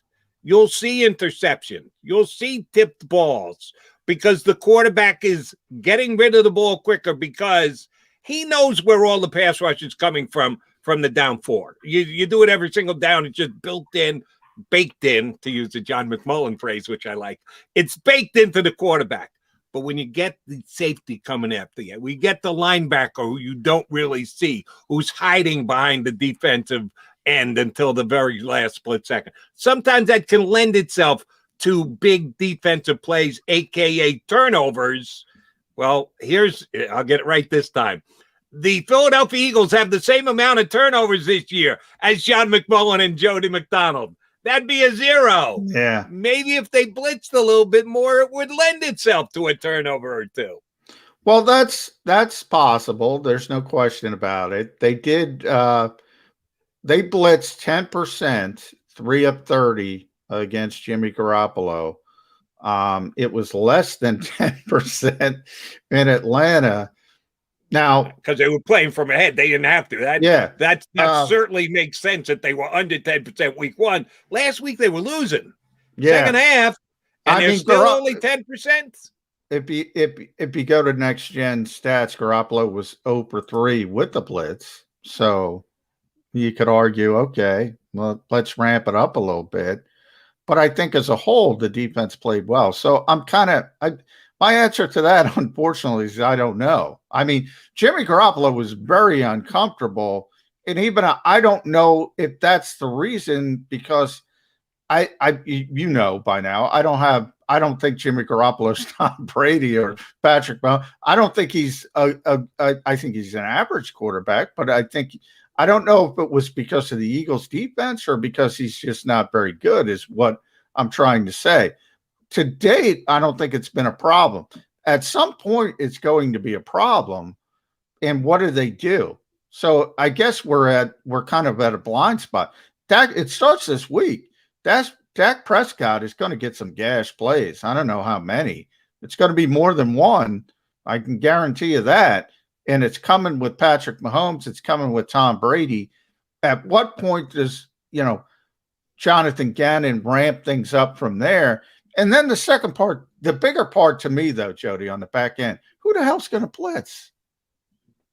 You don't have a great blitzing player on this defense. So part of it is personnel driven. Your really good players are up front on the defensive line, and you're good pass. Who do you want blitzing? Jannard Avery, Eric Wilson, Anthony Harris? These are not blitzing players. Hopefully, the return of Rodney McLeod. He's my blitz guy. When we get Rodney back, Rodney will be ready to come off the edge and make a play or two. Rodney typically, remember when Rodney was here with Malcolm Jenkins, Malcolm was the blitz guy when they did blitz. Rodney's the center fielder. And that's probably Anthony Harris is a center fielder when he was with Harrison Smith. Harrison Smith was the blitz guy. There's not a lot of avenues other than Jannard Avery. Maybe could be a good blitz player. I think Jonathan Gannon is playing to his strengths. I'll say that. Well, we try and play to our strengths every day here on Birds 365. Unfortunately, we won't have them in play Monday or Tuesday because Johnny Mac's going to be out. Down in Dallas, you'll be joining us early, top of the show, in your usual guest slot. I got to figure out Central Time too. I might John Machota the thing. John Machota. Don't you dare! It's 7 a.m., buddy. Set that alarm clock. Have that wake up call put in with the front desk so you don't miss the start of the show on Monday and Tuesday, brother. I'll be there. You know me, Jody. We will be back on Monday here on Birds 365. Then the big Monday night game. Tuesday as well. We'll have John as a guest both days, but Jeff Kerr will be sitting alongside. Looking forward to it. Enjoy your football Sunday, everybody, but we got a Monday night game. Be back here Monday on Birds 365. If you missed any of today's show on the JAKIB Media channel, listen to the podcast on your way home. Available on